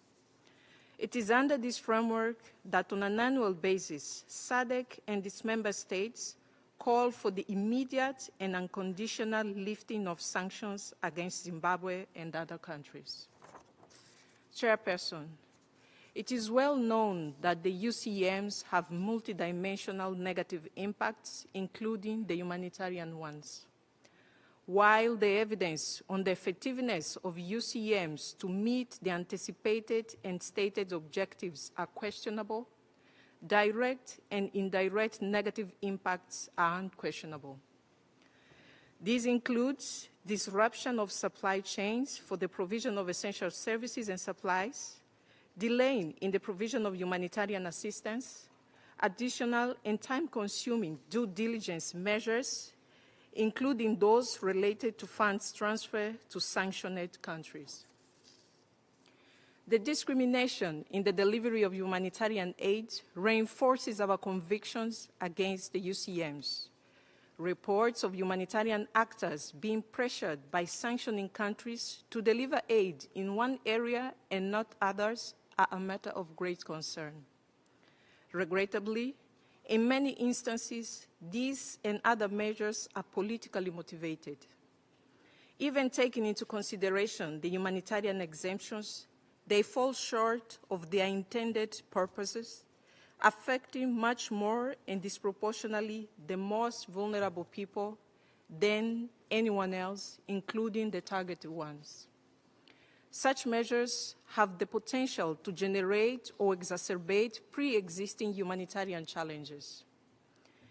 In these circumstances, violations of human and humanitarian rights become inevitable and recurrent, either by intention or as a collateral damage, hampering the fulfillment of basic human needs. Chairperson, inspired by the approach of Ms. Salena, we would like to conclude by underscoring the following. First, the role of the United Nations as the epicenter of the sanctions regime must be scrupulously adhered to and upheld in line with this charter. Second, the respect for the principles of humanity, accessibility of humanitarian assistance, equality of all human rights, precautionary, non-discrimination, and proportionality should guide all humanitarian actions. Third, humanitarian concerns should prevail over any other consideration. Fourth, there should be a clear understanding of the procedure for obtaining humanitarian exemptions. Fifth, and lastly, sanctioning countries should do their best to avoid or at least minimize overcompliance. I thank you, Chairperson. I thank Mozambique, and now I give the floor to Guyana. Thank you, Chair.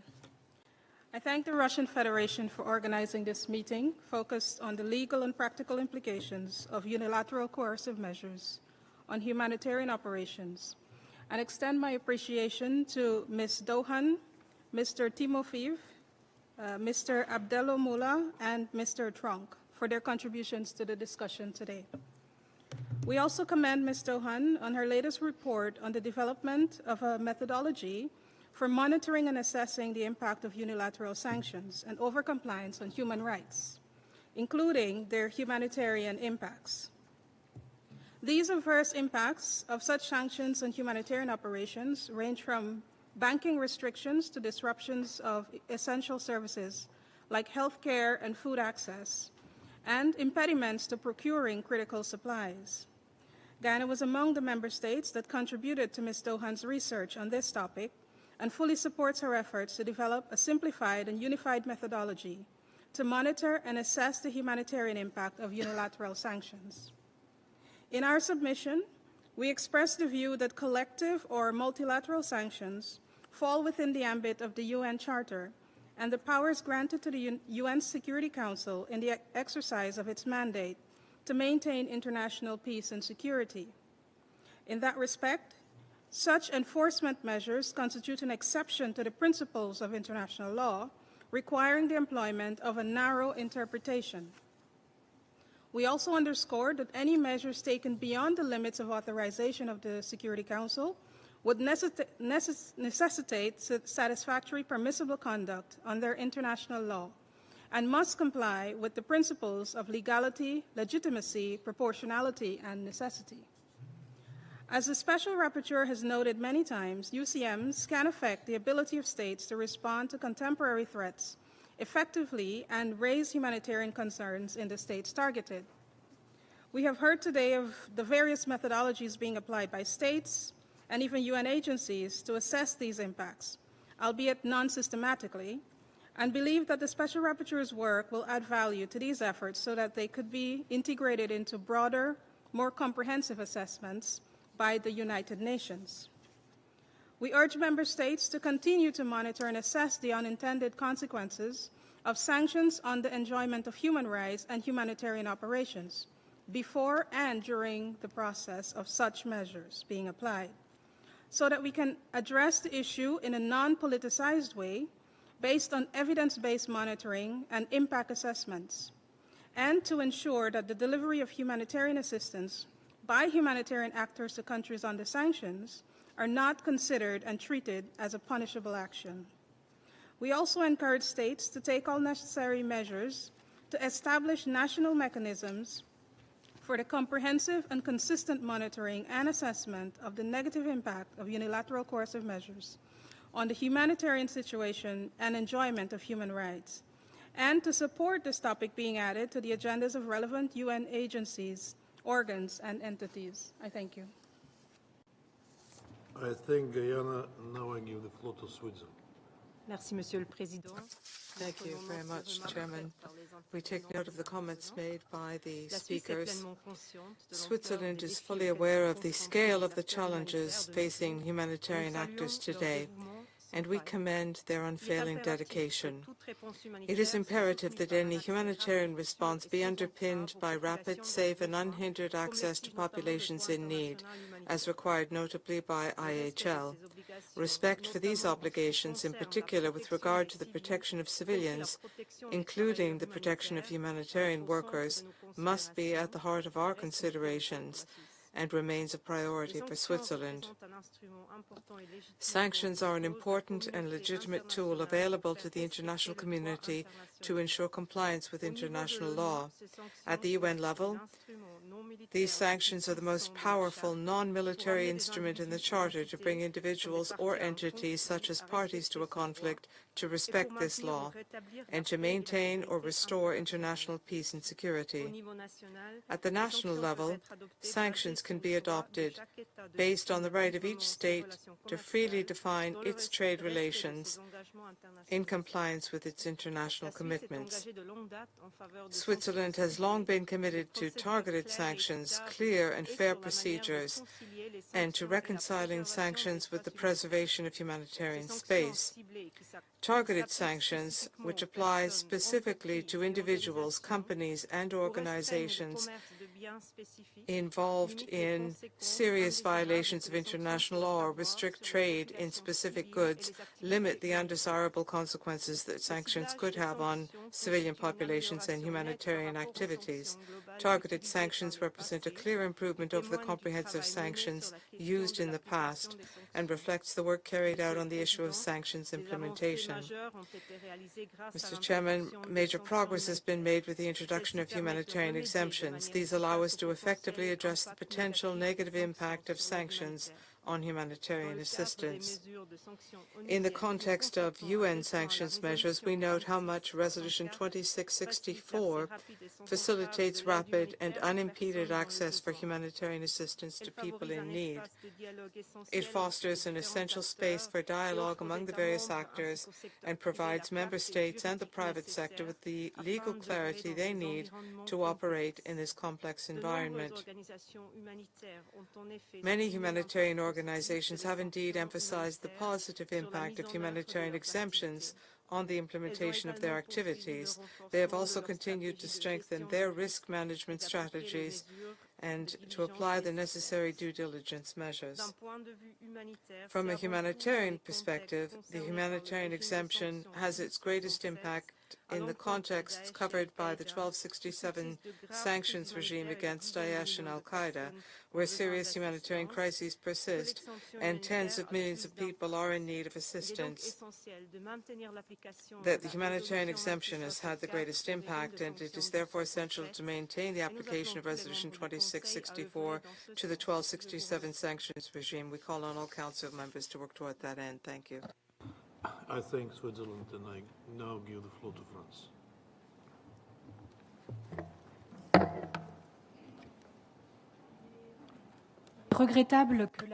Thank you, Mr. Chairman. It's regrettable that Russia has imposed this new exercise of misinformation on us. No one is fooled. This is the nth attempt to challenge sanctions which target it by displacing this discussion cynically. Let us recall why Russia has been subjected to sanctions. It is subjected to sanctions because it has aggressed a sovereign state and disregarded the UN Charter by entering its sovereign territory. And I would recall, firstly, that sanctions are an unavoidable instrument established under the UN Charter to preserve international peace and security.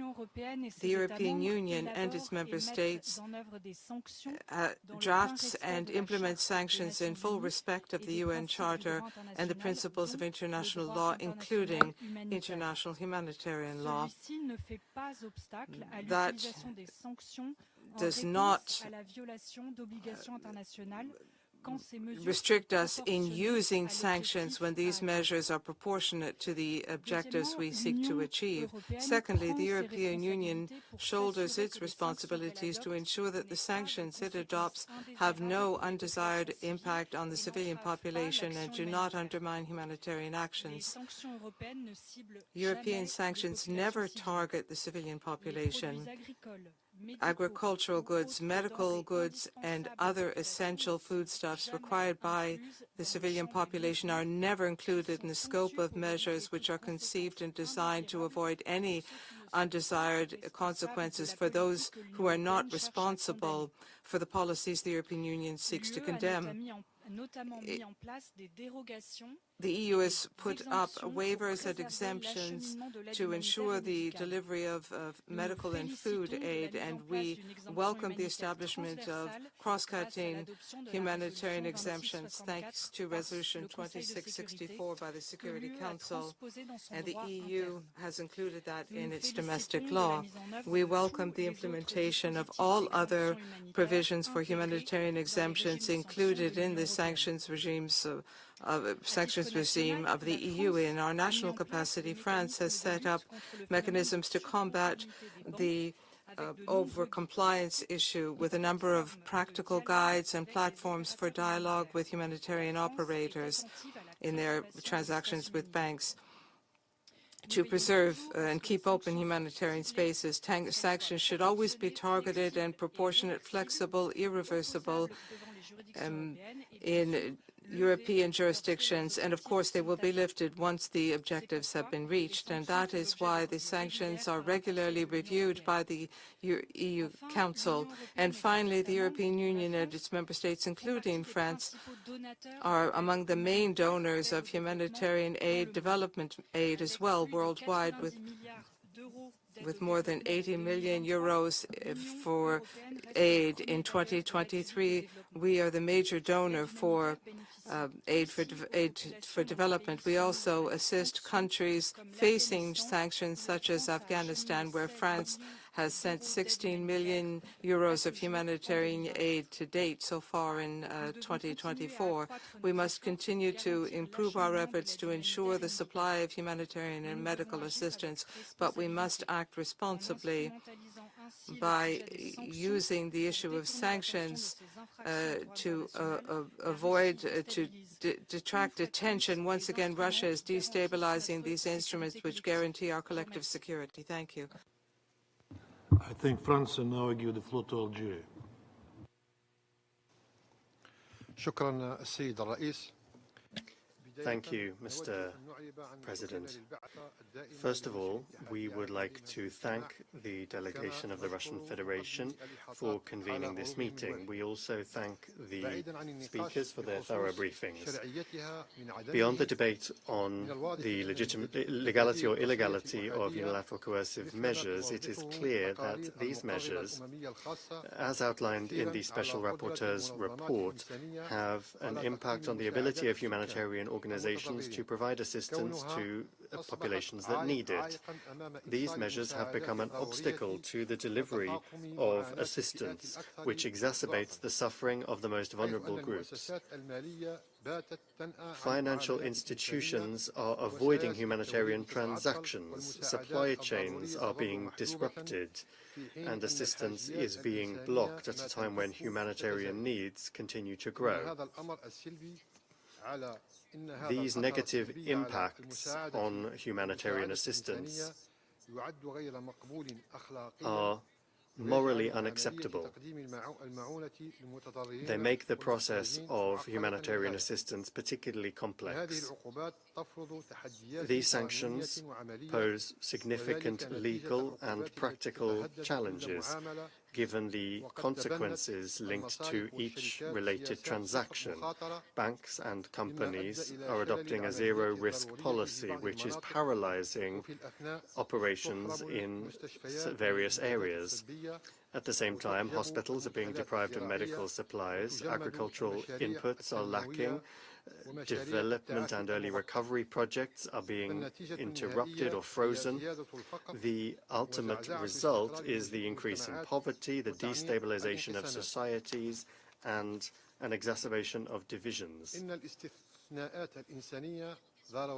Humanitarian exemptions are necessary for every sanctions system, every sanctions regime, and as the various reports of humanitarian organizations show relating to the positive impact of Resolution 2664, it is necessary to seriously consider the impact of sanctions that have become a form of collective punishment for populations.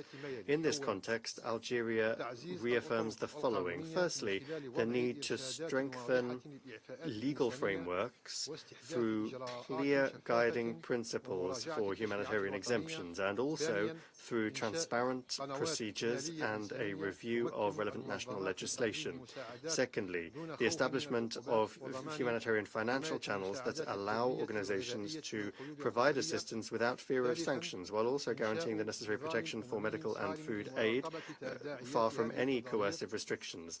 Third, establishing a strict system to monitor the repercussions of these measures and regular reporting to the General Assembly on their impact, in particular for the most vulnerable groups. Fourth, encourage multilateral dialogue to resolve disputes through peaceful and diplomatic means, without any sanctions or the harmful effects of those sanctions for the civilian population.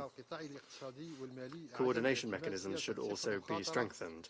Fifth, the economic and financial sector must abandon its zero-risk policy and excessive compliance, over-compliance, because this contradicts their obligations under the guiding principles on business and human rights, especially when it comes to medicines, vaccines, and medical supplies. In conclusion, Algeria is convinced that the world today needs a vision that is based on cooperation and solidarity, not on division and pressure or coercion. We therefore stress that it is necessary to strengthen the values of justice and peace and make sure that the decisions we adopt respect human dignity rather than punishing it. Thank you. I thank Algeria. That brings us to the end of the list of the Security Council members, and now I will give the floor to other UN members. Before I do it, I would encourage them to try to limit their statements to around 3 minutes. And first, I'll give the floor to Venezuela, who will speak on behalf of the Group of Friends in Defense of the UN Charter. Thank you very much, Chairman. The Bolivarian Republic of Venezuela has the honor to take the floor on behalf of the Group of Friends in Defense of the Charter of the United Nations. At the outset, allow us to convey our appreciation to the delegation of the Russian Federation, a member of our group, for convening this informal meeting to address a matter to which we all attach great importance, namely the negative impact of UCMs, including in the humanitarian field. Similarly, we would like to express our gratitude to the briefers for their very valuable presentations. Mr. Chairman, allow us to be very clear from the outset. Unilateral coercive measures are illegal. They violate the purposes and principles enshrined in the UN Charter, as well as each and every norm of international law. It is important to stress this fact, given the continued attempts of certain actors to impose a false narrative in order to deliberately confuse and mislead the international community as they seek to justify and even legitimize these illegal policies. Secondly, unilateral coercive measures are criminal and as lethal as any conventional weapon. They cause death, pain, and indiscriminate suffering for entire peoples subjected to these illegal so-called sanctions, while at the same time they seek to deprive entire populations, among others, of their very means of subsistence. Thirdly, unilateral coercive measures are cruel and inhumane. They deliberately and systematically, on a daily basis, violate the human rights of over a third of humanity in more than 30 countries around the world. In spite of these undeniable facts, UCMs remain the preferred tool of certain states to exert pressure, whether of a political or economic nature, particularly on developing countries, as part of their continued efforts to force the sovereign will of another state in order to obtain from it advantages of any kind. Furthermore, today we are seeing a new generation of these measures, which are now even more cruel and destructive than ever before, using the pain and the suffering they deliberately cause as a means for advancing interventionist approaches, destabilization and regime change agendas, which again points to the criminal nature of these so-called sanctions. Mr. Chairman, as stated in the concept note for this meeting, and I quote, there is ample evidence demonstrating the negative impact of UCMs on humanitarian and socio-economic conditions in various countries, end of quote. In point of fact, and to provide one of the many existing and well-recorded examples, in one of her most recent reports, the Special Rapporteur on the negative impact of UCMs on the enjoyment of human rights states that due to UCMs and the so-called overcompliance phenomenon, countries targeted by such measures often cannot use foreign currency to import humanitarian goods or to procure medicine, medical equipment, spare parts, vaccines, software, syringes, equipment installation, and post-sale services. This is just one concrete example, but the truth is that UCMs have a negative impact on all fields of life and all sectors of society in targeted nations. This has a particular impact on people in vulnerable situations. Due to the implementation of these illegal measures, targeted nations are prevented or hindered from access, among others, to food, financial services, education, technological advances, energy, foreign investment, among other basic goods and services. In this context, it should also be noted that as opposed to what some countries claim to portray, financial transactions or the provision of goods and services necessary for humanitarian assistance and basic human needs are in fact affected by the very existence of UCMs, including as a result of the fear for the so-called secondary sanctions. Humanitarian exemptions on UCMs are therefore a mere fantasy, an illusion that even if they may exist on paper, the reality is that in practice they have proven to be ineffective or non-existent. This has been confirmed not only by the untold suffering and pain of peoples and nations subjected to such measures, but also by UN independent experts themselves. Mr. Chairman, this reality, coupled with the interference in the internal and sovereign affairs of states, apart from representing a mass violation of human rights and producing great suffering and pain on entire populations, directly exacerbates conflicts and crises, including by creating what is later referred to as man-made humanitarian crises. These were actually deliberately created precisely by those who promote and apply these UCMs, which have now, in some circumstances, become structural factors and fundamental drivers of contemporary crises. In light of all the foregoing, allow us to close with three concrete messages. First, we reaffirm our strong condemnation of the continued systematic, relentless, unprecedented, and ever-increasing promulgation, implementation, and expansion of UCMs, as well as our call on states to refrain from promulgating, recognizing, and/or implementing such illegal measures which seek to exert pressure, exploitation, domination, and subjugation on sovereign and independent nations. Second, as peace-loving nations, and as part of our continued efforts in favor of the establishment of a world free of so-called sanctions, we reiterate our call for the complete, immediate, unconditional lifting of all UCMs currently in place.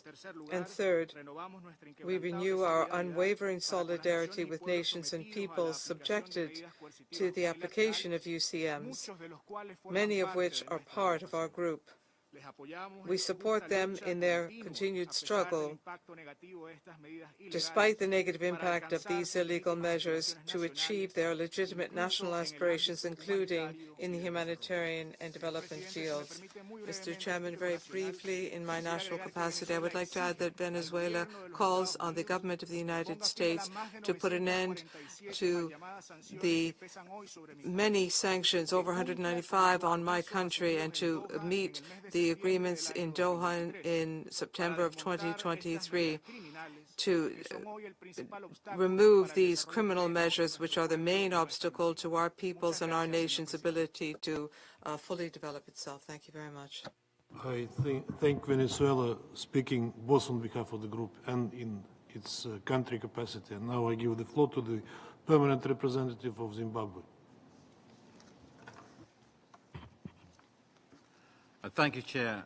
Allow me to begin by conveying our appreciation to the Russian Federation for convening this important meeting, which provides us with an opportunity to address the humanitarian catastrophe caused by unilateral coercive measures. We also thank the briefers for their insightful and sobering accounts of the humanitarian consequences of UCMs, not only on the targeted countries, but on humanitarian organizations, humanitarian workers, and stakeholders seeking to alleviate the suffering of the affected populations. UCMs, by their very nature, are a hostile and coercive foreign policy tool, which negatively affects every aspect of human endeavor, be it economic, social, or political, of the targeted and victimized countries. UCMs violate international law and are thus illegal. The General Assembly and the Human Rights Council have highlighted through numerous resolutions the illegality of these measures. These unilateral coercive measures inflict widespread suffering, disproportionately harming the most vulnerable populations. Despite claims that UCMs target specific individuals or governments, their broad application has devastating consequences on the daily lives of ordinary citizens. UCMs not only inflict humanitarian suffering, but also disrupt humanitarian efforts.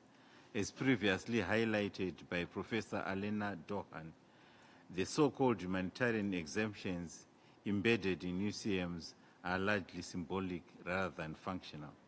In Zimbabwe, the effect of UCMs has been the loss of over $42 billion since 2002, which has had a huge impact on the size of our economy. Access to international credit has been blocked, while the imposition of secondary sanctions has resulted in de-risking and over-compliance. This has impacted the country's capacity to attain SDGs. Zimbabwe thus reiterates the call for the immediate and unconditional lifting of unilateral coercive measures as they impede humanitarian work and exacerbate crises in affected countries. I thank you, Chair. I thank Zimbabwe, and now I give the floor to Belarus.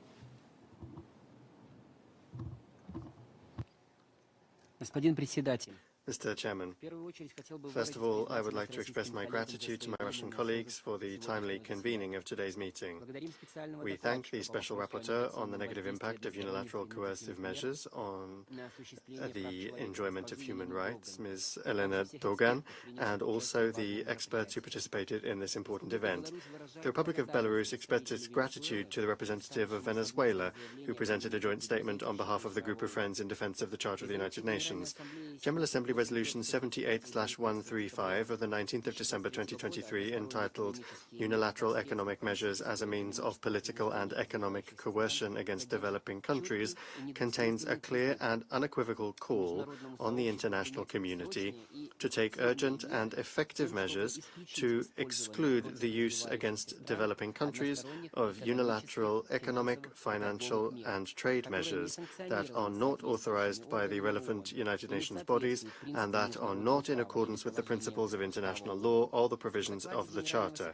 The Secretary-General's report A/78/506 of October the 4th, 2023, entitled Unilateral Economic Measures as a Means of Political and Economic Coercion Against Developing Countries, citing data from the Office of the United Nations High Commissioner for Human Rights and the Special Rapporteur on the negative impact of unilateral coercive measures on the enjoyment of human rights, notes that unilateral coercive measures can exacerbate existing socio-economic problems and lead to unintended, unwanted consequences in the area of human rights and sustainable development. They could limit access to medical goods, food, and humanitarian assistance.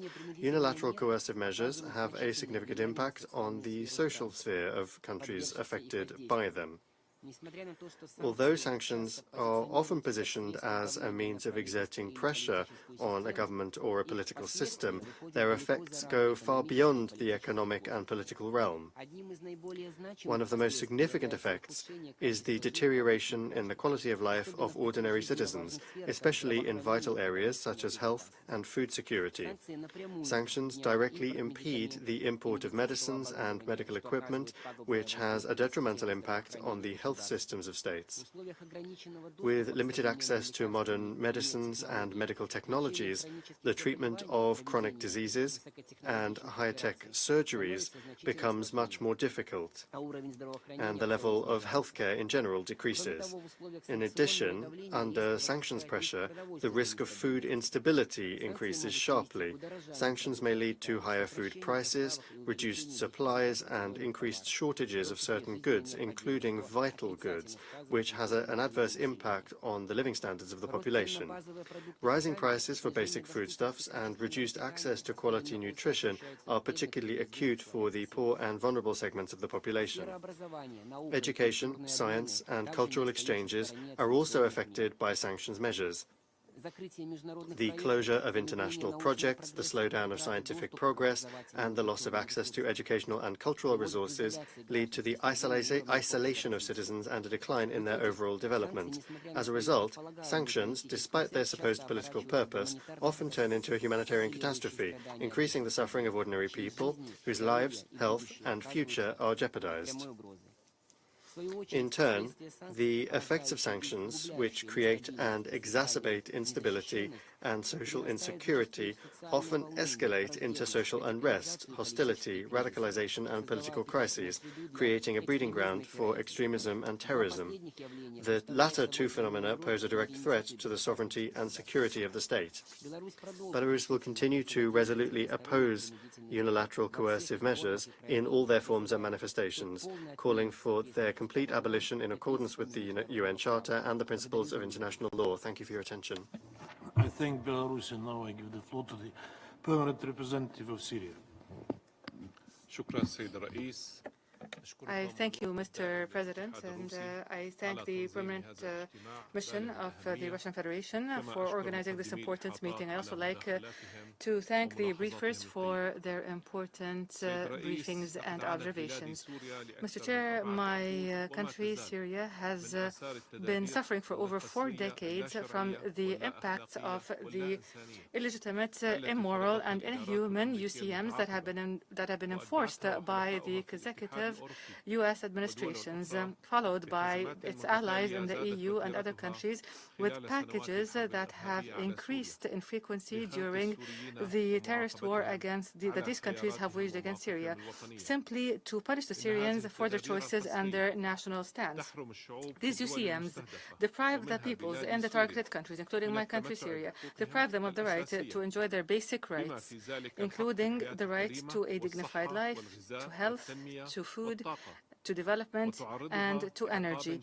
They inflict collective punishment on these peoples by obstructing humanitarian programs as well as early recovery programs, and they continue to obstruct development programs and increase the challenges that humanitarian workers faced, including the authorities of the country involved, as well as donors, facilitators, and humanitarian workers.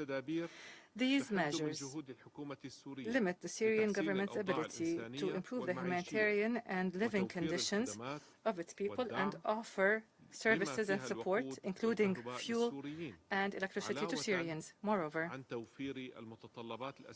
it hinders its ability to provide basic needs to increase the return of those who have been made into refugees and into IDPs so that they can return to their homes, and to offer more support to over 600,000 returnees and displaced persons from sisterly Lebanon. The imposing of these UCMs is a violation of the United Nations Charter, which has limited the imposition of sanctions to the Security Council and in accordance with specific criteria contained in Chapter 7 of the Charter. Moreover, these UCMs are a violation of the resolutions endorsed by our organization, which stipulate the illegality of these measures and calls upon those imposing them to renege. Moreover, these UCMs are an obstacle to the application of SDGs and their slogan of not leaving anyone behind. Mr. Chair, United Nations reports, including reports by Mrs. Dohan, we thank her for them, and the briefings that we heard today and others, and even reports by the ESCWA have confirmed the disastrous and dangerous impacts caused by UCMs and how they affect the ability of Syrians to enjoy their basic rights. These impacts were exacerbated by the aggressive practices that accompanied them by the United States and its allies, including aggression and supporting terrorism and looting Syrian national resources and wealth and depriving Syrians of enjoying their national wealth. Moreover, the reports and facts have noted that so-called humanitarian carve-outs are simply propaganda, and facts have proven that they are untrue and inaccurate, and this is what we witnessed after the earthquake tragedy that Syria experienced last year. The so-called exemptions that were issued by the U.S. administration changed nothing on the ground, nor did they change the position of banks or companies or third parties that have refrained from dealing with the Syrian government and with humanitarian workers out of fear that they would be struck by the sword of U.S. sanctions. And this has obstructed the provision of basic supplies and medical supplies and humanitarian aid, and it has even obstructed the charity and the donations that were sent to humanitarian organizations and popular organizations. Moreover, some reports have noted overcompliance and its impact. However, the main problem is the unilateral coercive measures themselves, because they are a blatant violation of international law and the Charter.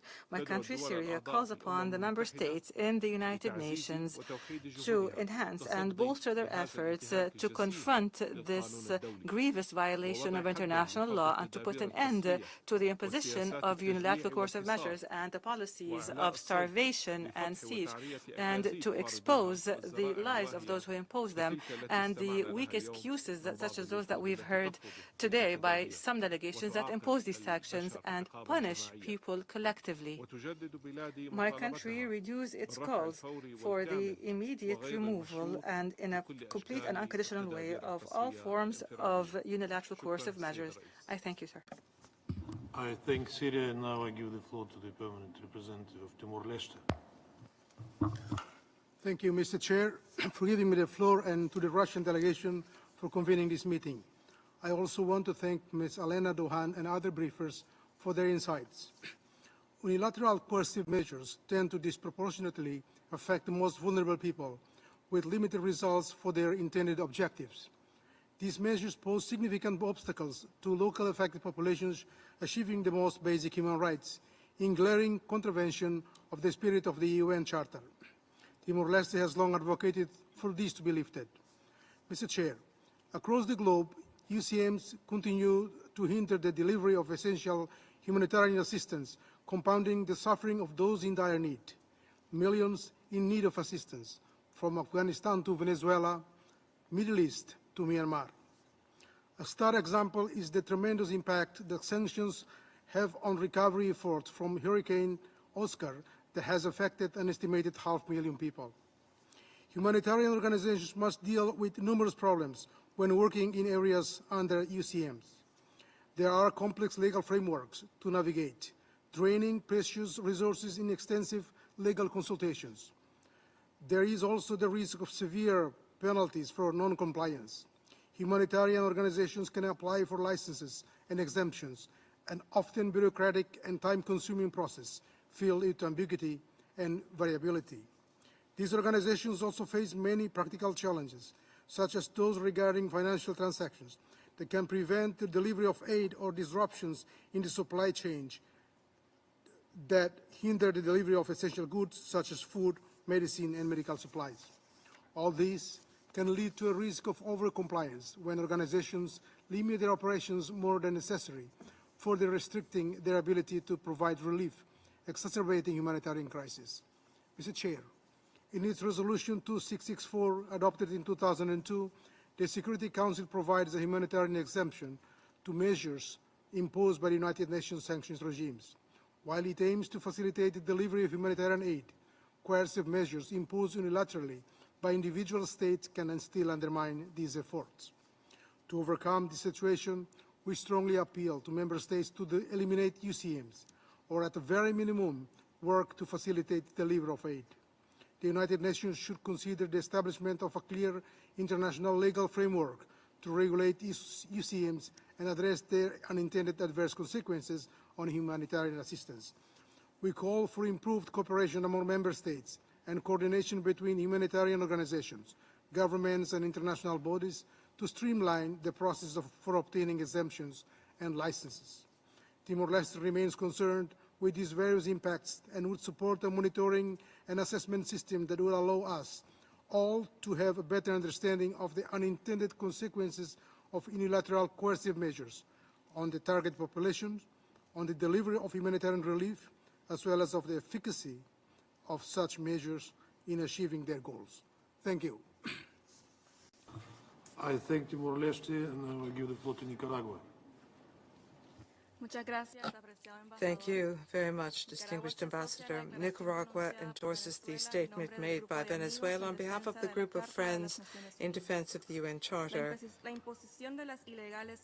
Imposing unilateral coercive measures has become a tool in the Western foreign politics to maintain its hegemonic and unipolar dominion over the world, imposing more than 26,000 sanctions impacting 1/3 of the global population. These illegal measures are true assaults against the right of peoples to develop, to have self-determination, and the right of peoples to be free. It is collective punishment undermining the fundamental rights of peoples. The right to food, to health, to development is compromised. This disproportionately impacts the entire population. It violates the sovereignty of states, the principle of equality among nations, and the right of peoples to determine their own destiny, fundamental pillars of the United Nations.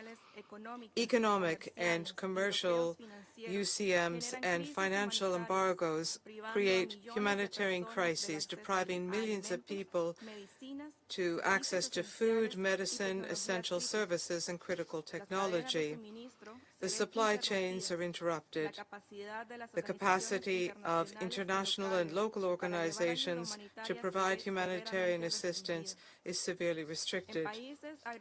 In countries impacted by these negative measures, there has been a report in a significant increase in extreme poverty, in higher rates of infant mortality, and in a lower life expectancy. Unilateral measures have also impacted essential sectors such as public health, blocking access to medical treatment and to vital technology and treatment, particularly during global emergencies such as the COVID-19 pandemic. The genuine defense of the human rights of people in the world will prevail, even if imperialist, colonialist, and neo-colonialist countries and those who follow them, with their constant attacks of and campaigns of misinformation, impose illegal UCMs on free and sovereign countries, defending their national dignity, defending peace, development, and the tangible enjoyment of human rights for their peoples. Nicaragua calls for a new multipolar world order based on brotherhood, solidarity, complementarity, cooperation, equality, and respect among states.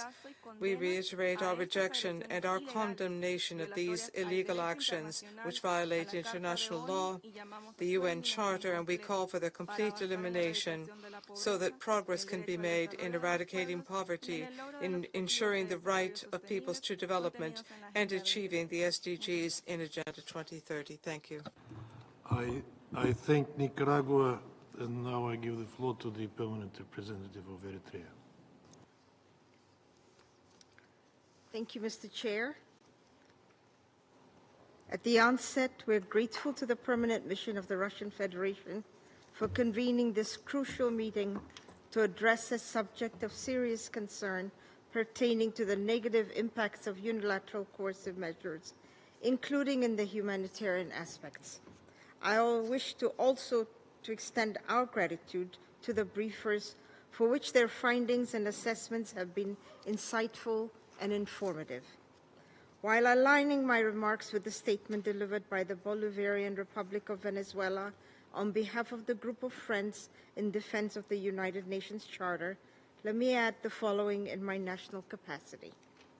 To begin with, the promulgation and implementation of all types of unilaterally imposed sanctions are illegal, inhuman, and unconscionable, as they are devoid of any legal or moral justifications. They contravene the principles of the United Nations Charter and international law, and to that effect they must be categorically rejected and condemned by all member states and relevant international organizations and revoked immediately. As corroborated by the findings and assessments of the Special Rapporteur on the negative impacts of unilateral coercive measures on the enjoyment of human rights, Ms. Duhan Alina, the socio-economic conditions of the targeted populations are seriously impacted by the application of UCMs. The import of critical goods and services, including medicine and medical equipment, vaccines, food items, and other technological equipment, are being hampered by these policy practices. These non-exhaustive list of horrific findings have cross-sectoral repercussions with unprecedented implications to the right of development of nations and the functioning of humanitarian organizations. We've often heard to the proponents of the illegal unilateral coercive measures, mainly the Western countries, that they are a crucial part of international security toolkit and are applied with humanitarian exemptions. However, these so-called humanitarian exemptions have not only proven to be false, but are self-contradictory. In this regard, we concur with Ms. Alena's inference that no good intentions could justify UCMs, as they all violate human rights of societies and individuals. Mr. Chair, however the proponents of these inhuman and illegal practices attempt to portray them, the underlying motives are crystal clear, as manifested by their overt, hegemonic policies of domination, intervention, and containment. It's evident that these hegemonic powers have been arbitrarily adopting such measures against those who don't conform to their self-professed rules-based order and standards. In utter disregard of the UN Charter and international law governing international relations among nations, these actors have been bent on intervening in the internal affairs of sovereign nations and instigating chaos, waging proxy wars, and stoking geopolitical tensions, politicizing human rights, and exacerbating inequalities. As several members present here, Eritrea has been a victim of bundles of illegal and unjust sanctions, and it continues to endure UCMs targeting its most critical sectors, including the economic and national security. The ulterior political motives, as insinuated above, are too evident to merit explanation. Mr. Chair, in the face of the continued promulgation and implementation of unilateral coercive measures and their inhuman humanitarian consequences, member states and relevant international organizations should work in solidarity and unity to address and eradicate the negative impacts, including by seeking a legal redress through the relevant UN organs. The UN General Assembly, as the most representative body, should continue its earnest deliberations on the matter and further advise on practical measures to eliminate the practices of applying unilateral coercive measures. In closing, Eritrea expresses its strong solidarity with all those unjustly affected nations and peoples and calls for the categorical lifting of the unlawful unilateral sanctions imposed, including on Eritrea, Zimbabwe, Venezuela, and Cuba, including the 60 years-long economic embargo and its unjust placement on the dubious list of state sponsors of terrorism. I thank you, Mr. Chair. I thank Eritrea. Now I give the floor to Sudan. Thank you, Mr. Chair. We welcome holding this important meeting on the humanitarian impact of UCMs, and we express our appreciation to the briefers. We thank them for the briefings given at the start of the session. Here, the delegation of Sudan would like to make the following points. First, imposing unilateral, coercive economic measures and sanctions is in contravention with the principles of international law and the Charter of the United Nations and the principles governing amicable relations between states. Moreover, it undermines the ways that countries can benefit from the international economic system and international trade, and the Human Rights Council has issued a resolution that urges all countries to put an end to UCMs and sanctions that contravene international law. Second, at a time where we understand the importance of increasing multilateralism and the means of international cooperation and solidarity and respecting the sovereignty of states and establishing peace and stability and the importance of not leaving anyone behind, during all this, we see the imposition of UCMs and sanctions, which harms the achievement of all of these noble principles. Third, If peace and development are organically interrelated, then not responding to the humanitarian needs of developing countries, especially countries going through conflict, and depriving them of the opportunity to benefit from international financial institutions and international trade, and depriving them of the ability to take advantage of the international banking system by imposing sanctions on them, places the international community before a challenge and a great test. There is a link, a strong link between humanitarian aid and reconstruction and development. The ICJ has confirmed the need to guarantee humanitarian aid even in situations of sanctions. The international community must pay attention to the negative impact of sanctions on humanitarian aid and reconstruction and development. Achieving development and lifting sanctions must top the list of priorities internationally. Fourth, in my country, the Sudan, the UCMs imposed have caused grievous damage in all sectors, including aviation and health and agriculture and education and banks. It has obstructed our ability to achieve development goals and to receive aid and to meet some international obligations. This has been negatively reflected on the socio-economic and humanitarian conditions of my country. These UCMs and sanctions have harmed the Sudanese economy. A large part of the Sudanese people, especially the vulnerable sectors, including women and children and the elderly and even the youth, have been grievously affected negatively by these sanctions, which have affected their ability to access medical needs and have them met. Voting against the draft resolution on Sudan called the protection of civilians last week confirmed the need to respect Sudan's sovereignty and reject external solutions and dictates. This resolution does not meet with the demands of the Sudanese people and did not contain any obligations on the rebels to leave the homes of the citizens and civilian structures. The question remains, why do we speak of the protection of civilians and the delivery of aid while everybody is aware that what is needed is obliging the rebel militias to implement the Jeddah Declaration on the Protection of Civilians that was signed on the 11th of May 2023. And instead of searching for other fora or seeking to issue other resolutions that take advantage of the humanitarian situation and the protection of civilians to achieve political goals that are unrelated to the interests of the Sudanese people. I thank you, Mr. Chair. I thank Sudan, and now I give the floor to the permanent representative of Cuba. Thank you, Mr. Chairman.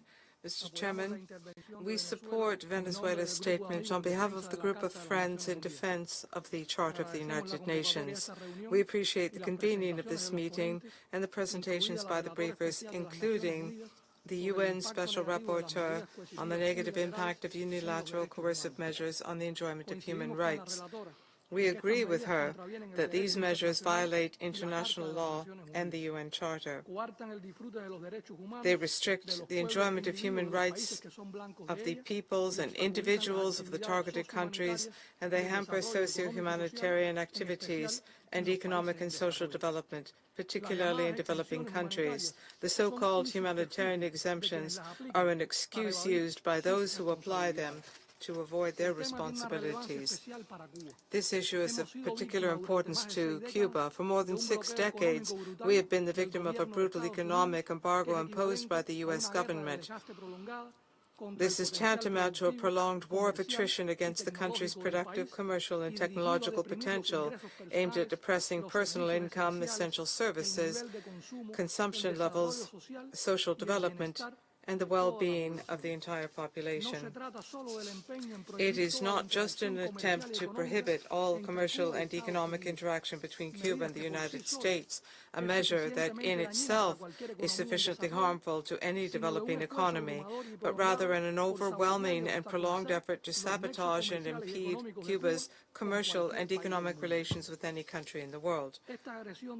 This ruthless aggression is based on laws specifically designed against Cuba to cause harm, to impose the will of the U.S. government extraterritorially on other countries, and to apply coercion against Cuba within their respective jurisdictions beyond the sovereign prerogatives of any state. I draw attention to the absurd inclusion of Cuba in an arbitrary and unilateral State Department list of countries that allegedly sponsor terrorism. The extraterritorial coercive measures that are automatically triggered by this groundless classification have very serious repercussions throughout the world. They prove that the objective is to use a pretext to attack Cuba, and that these U.S. government's illegitimate lists have become an opportunistic instrument to apply political and economic coercion against countries with which the United States disagrees. The U.S. economic embargo against Cuba has been clearly, absolutely, and repeatedly rejected by the international community. It has achieved, and for several decades has achieved, the goal of punishing the entire Cuban population as a whole, violating their human rights in a flagrant, massive, and systematic manner, and virtually prohibiting all contact and interaction between citizens of the United States and Cuba. It does not, nor will it, achieve the goal of subjugating Cuba to the will of the U.S. government. It will not convince the Cubans to give up their sovereign prerogatives and their determination to build their own future without foreign interference. It is absurd to assume that this will happen. Those who dream of such aspirations, which run counter to international law and the UN Charter, may continue to cause harm, but they will not achieve their desired goal. A change in the aggressive course of the United States is possible through the actions of the current president and also of the newly elected one. This is not a difficult step for such a powerful country, but it is very important for the subject of this debate for Cuba and for the position shared by the international community. Cuba has directly and publicly reaffirmed its willingness to develop a relationship of respect with the United States, like the one we have with almost all countries of the world, regardless of political differences. That relationship is constructive and beneficial to both nations, and it favors dialogue on all issues and not confrontation. Thank you. I thank Cuba, and now I give the floor to Malaysia. Thank you, Mr. Chair. Malaysia conveys... Do we have Malaysia in the room? Okay.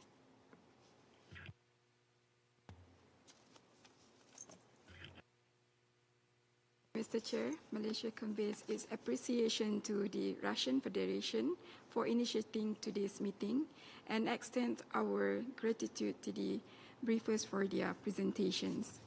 Mr. Chair, Malaysia's position on unilateral coercive measures, UCMs, is resolute and principled. We firmly oppose all forms of unilateral economic, financial, and commercial sanctions that contravene international law and violate the purposes and principles of the United Nations as set forth in its charter. The consequences of UCMs extend far beyond the targeted states, undermining the fundamental rights and dignity of entire populations. It is the civilian populations, especially women, children, and marginalized groups, who ultimately bear the brunt of these measures. As pointed out in today's meeting, unilateral sanctions have a devastating impact on innocent civilians, disrupting essential services and exacerbating humanitarian crises. Sanctions often restrict the flow of food, medicine, and medical supplies and fuel critical for the functioning of health systems and the provision of essential humanitarian assistance. In countries already facing conflict or disaster, such restrictions lead to shortages that directly harm vulnerable populations.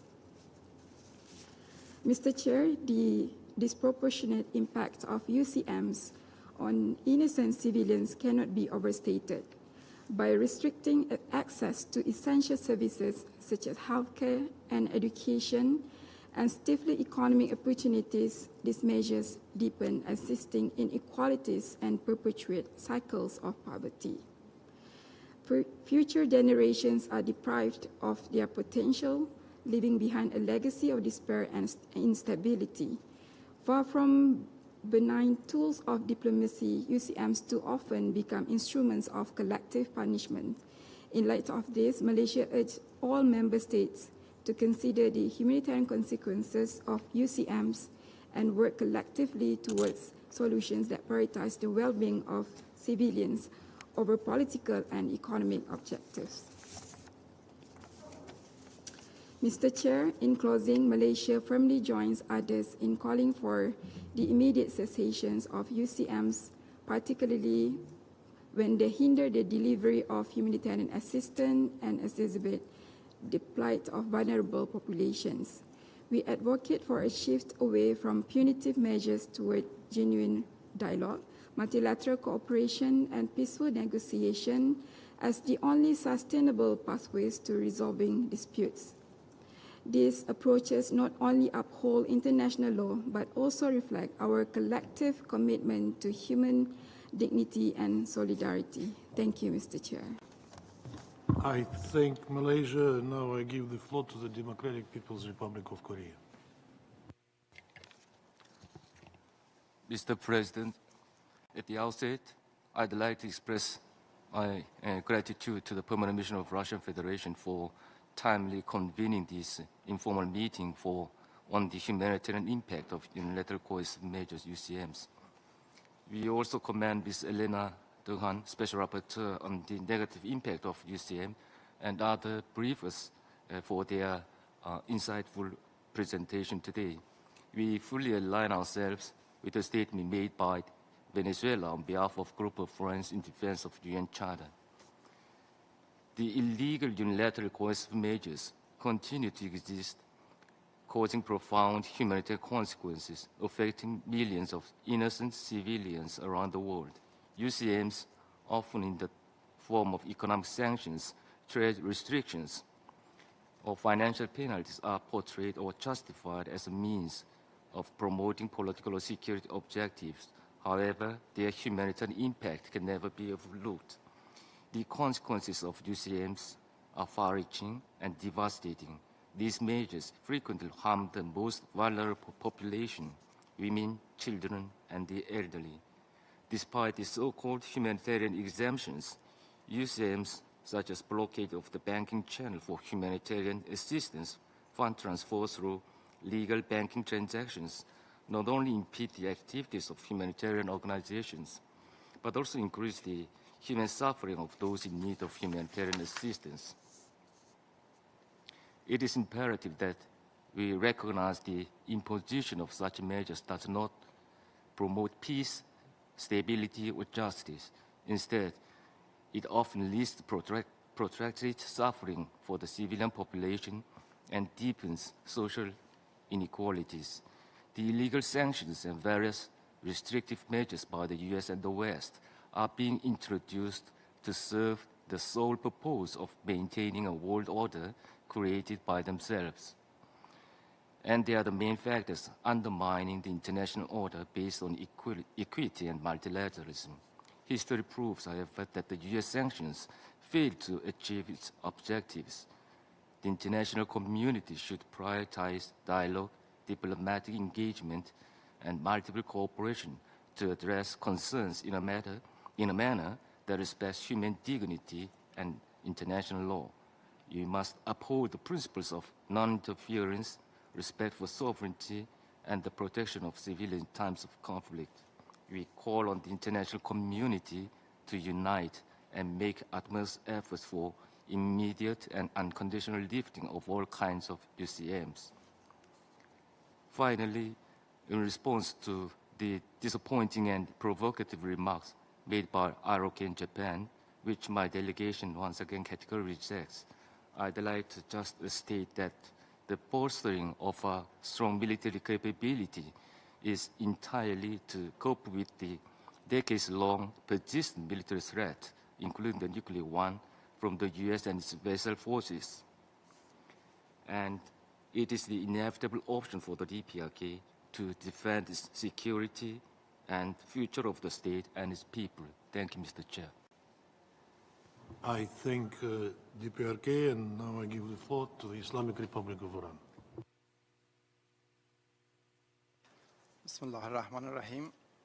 Mr. Chair, we thank the Russia Federation for convening this critical and timely meeting, which provides an opportunity to address the devastating humanitarian consequences of UCMs. We also extend our gratitude to the briefers for their insightful contributions. Mr. Chair, the humanitarian impact of the UCM as an illegal measure, particularly unilateral sanction imposed without international consensus and UN endorsement, is profound and far-reaching.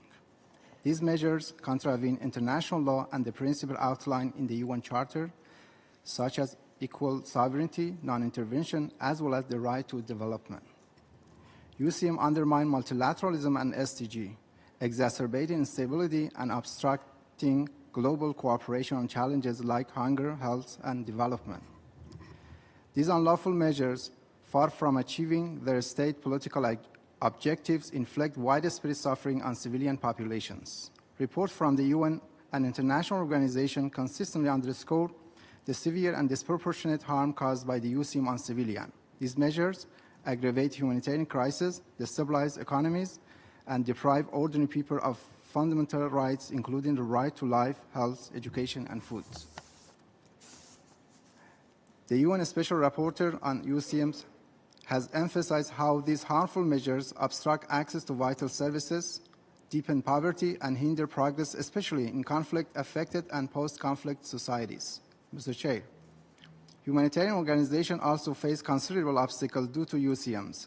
Legal uncertainty, financial and banking restriction, and logistical barriers severely limit their ability to operate effectively. Frozen accounts and burdensome compliance requirements prevent the transfer of funds, while restrictions on shipping and trade delay or block critical supplies such as food and medicine. Additionally, the slow and complex licensing process for humanitarian goods further undermine the timely delivery of life-saving aid. These heightening challenges highlight how UCMs not only target nations but also impede international efforts to alleviate human suffering, leaving vulnerable populations without crucial support. This is evident in the Syrian Arab Republic, where UCMs have deteriorated humanitarian crisis, obstructed access to essential services, and hindered early recovery projects vital for rebuilding the Syrian economy and ensuring the safe return of refugees. These measures have further deepened the suffering of Syrian people. Mr. Chair, UCM imposed by the US and certain European countries against my country have inflicted significant harm on civilians. These harmful measures obstruct the import of life-saving medicines and medical equipment, severely impacting patients with chronic illness such as cancer, hemophilia, and rare diseases like epidermolysis bullosa. During COVID-19 pandemic, these restrictions further exacerbated the health crisis by impeding access to vaccines, ventilators, and other essential medical supplies. UCM targeting Iran oil industry and financial sector have reduced national revenue, preventing access of Iran to global markets and disrupting trade. This has triggered soaring inflation and caused widespread economic hardship, disproportionately affecting vulnerable populations such as low-income families, women, and children. Moreover, these illegal actions have stymied development efforts by restricting access to technology and critical resources, hindering the infrastructure project and curtailing international scientific collaboration. Mr. Chair, Security Council Resolution 2664 purported to offer humanitarian exemption and safeguard for humanitarian assistance. However, UCMs as unlawful measures outside the UN framework undermine these efforts by fostering inconsistency, and discouraging aid organizations due to fear of secondary sanctions. Addressing these illegal measures urgently is vital to prioritize civilian well-being over political agendas. To address this, international community must focus on lifting UCMs that obstruct humanitarian aid and compromise human rights. Furthermore, it must be strengthened effective applied humanitarian exemption and reinforce multilateralism to resolve challenges collectively. Thank you, Mr. President. I thank Iran, and now I give the floor to South Africa. Thank you very much, Chairperson. My delegation thanks the Russian Federation for convening this Arria-formula meeting on the humanitarian impact of unilateral coercive measures. We also thank Ms. Duan, Special Rapporteur, on the negative impact of unilateral coercive measures on the enjoyment of human rights, for a report and insightful remarks, as well as the other briefers for the information which they provided. Chairperson, it has been a long-standing position of South Africa that unilateral coercive measures undermine multilateralism and have the potential to negatively affect human rights and stifle humanitarian efforts.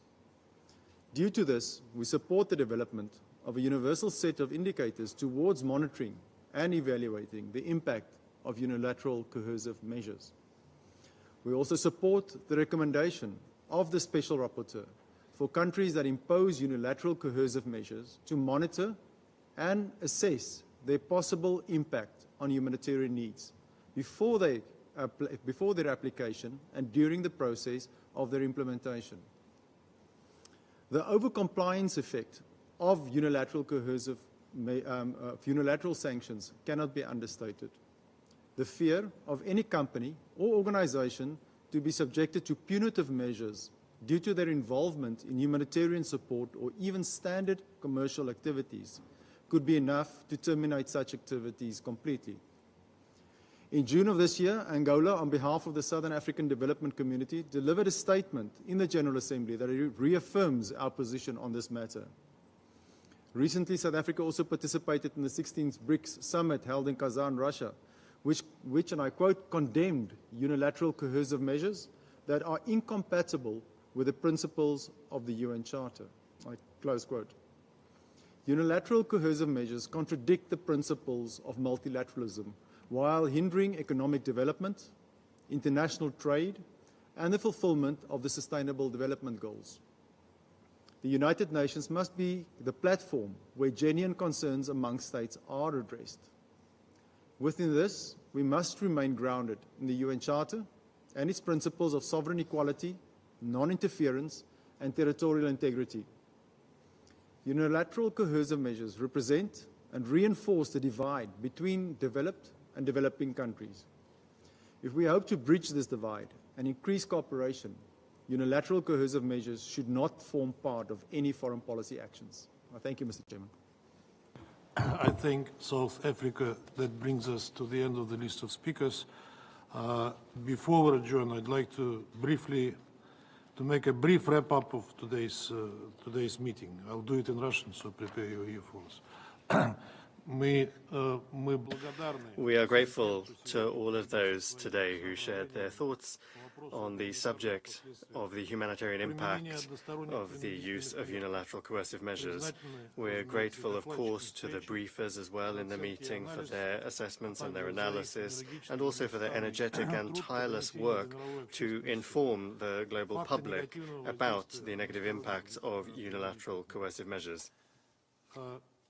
We, of course, are living in a time of geopolitical fragmentation, and there's also a growing level of politicization in international humanitarian responses. The aggressive imposition by some states of their approaches on international cooperation, rejecting the pursuit of compromises and necessarily taking into account the just demands of other states, unfortunately, is a daily practice these days. For us, it is entirely evident that the use of unilateral sanctions to achieve short-term political aims is not just not legitimate, but it's also not an effective way of going about things. It's much more productive, it would be much more productive to address problems that exist, including in the area of humanitarian response, through political and diplomatic means, via a depoliticized and truly mutually respectful dialogue with strict respect for the norms of international law. We are convinced that pressing humanitarian challenges require pooling of everyone's efforts based on true unity, solidarity, and cooperation. We roundly reject the legally unfounded argument of our Western colleagues that the use of unilateral sanctions is, and I quote, their international obligation. And I'll provide just one example. The European Court of Justice considered the claim of Venezuela that disputed the introduction of sanctions, and in its decision from the 13th of September 2023, it made a number of interesting conclusions. Venezuela insisted on the fact that the actions of the European Union constituted illegal countermeasures. The court established that the EU's response cannot be considered as countermeasures under international law, since countermeasures constitute a response to an internationally unlawful act, and Venezuela had not acknowledged the commission of such acts. That is to say that Venezuela had not committed a violation of international law, but the measures were nevertheless introduced. And furthermore, the court underscored that breaking off economic relations with third states is an important external policy choice to influence a concrete international situation. That is to say that the ECJ itself acknowledged that there is nothing legal about these sanctions, it's pure politics. We are of the view that the tool of sanctions is an extreme measure to be applied exclusively with the authorization of the UN Security Council in order to address a real threat to international peace and security. From the point of view of international law, only such measures can be considered legitimate. Some today tried to put everything all in one basket, legitimate measures and illegitimate measures. Unfortunately, once again, we have seen a denial of the obvious among those that actively use unilateral coercive measures in practice. Justification and even praising their sanctions policy from those countries whose illegitimate unilateral coercive measures are causing suffering for tens of millions of people around the world is not only hypocritical, but it's blasphemous. Right is on the side of those that condemn the use of unilateral coercive measures rather than those that try to defend and justify them. We would, of course, hope that the publication of the report of the UN Secretary General on the impact of unilateral coercive measures, provided for in Resolution 78135 of the General Assembly, will show that arguments in support of these illegitimate measures no longer exist, but unfortunately there's very little hope that that will happen because we know who we're dealing with. Nevertheless, some today may have found it useful to listen not to Russian propaganda, as some have tried to assert, but rather those countries whose citizens are suffering from Western so-called targeted and unusual, uncommon unilateral coercive measures. And in that sense, I think that this was a useful meeting. Thank you. The meeting is adjourned.